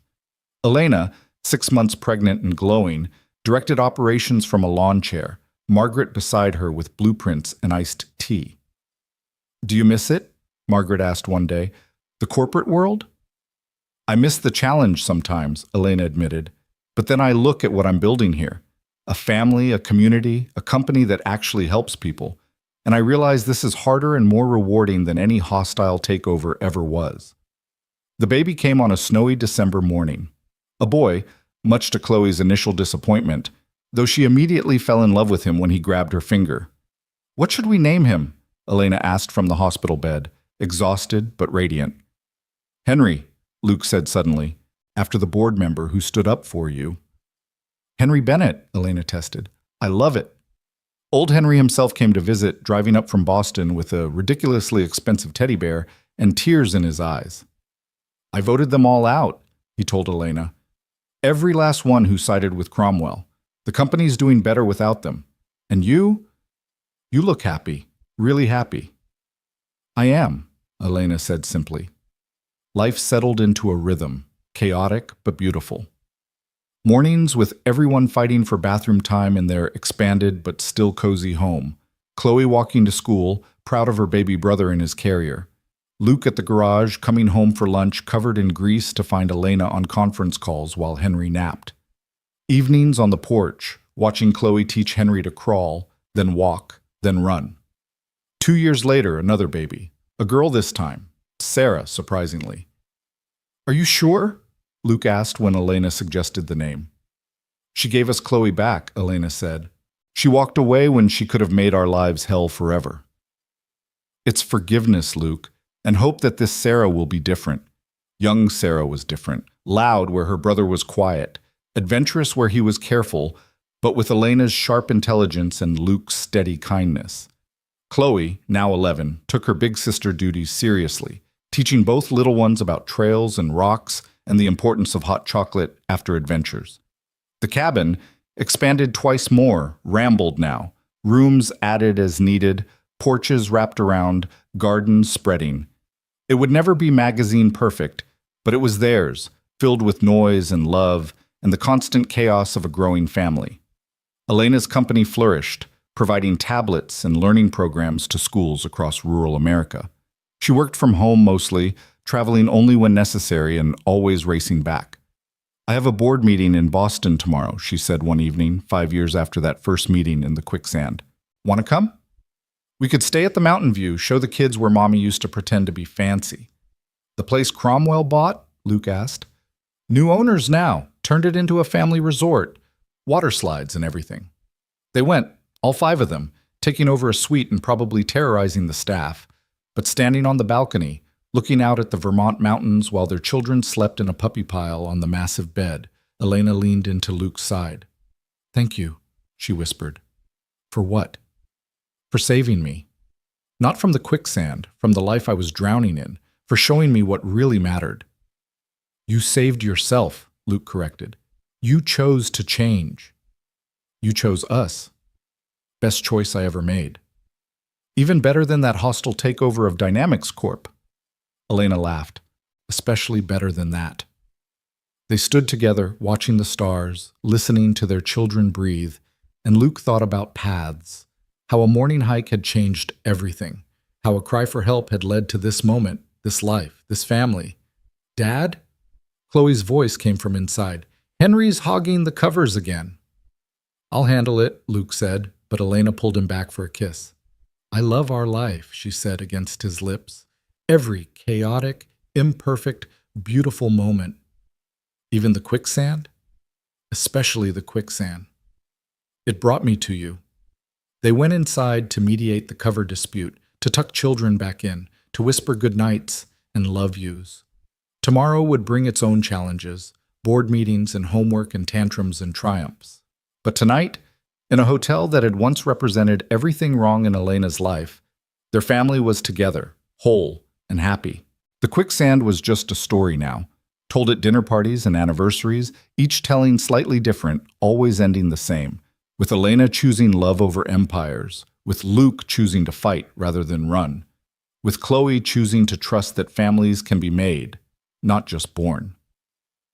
Years later, when people asked Elena how she went from billionaire CEO to small-town mom and entrepreneur, she'd smile and say, I got stuck, then I got saved, then I got smart enough to stay saved. But Luke knew the truth was both simpler and more complex. Elena had saved herself by letting others save her too, by choosing connection over control, by discovering that the biggest risk in life wasn't losing money or status.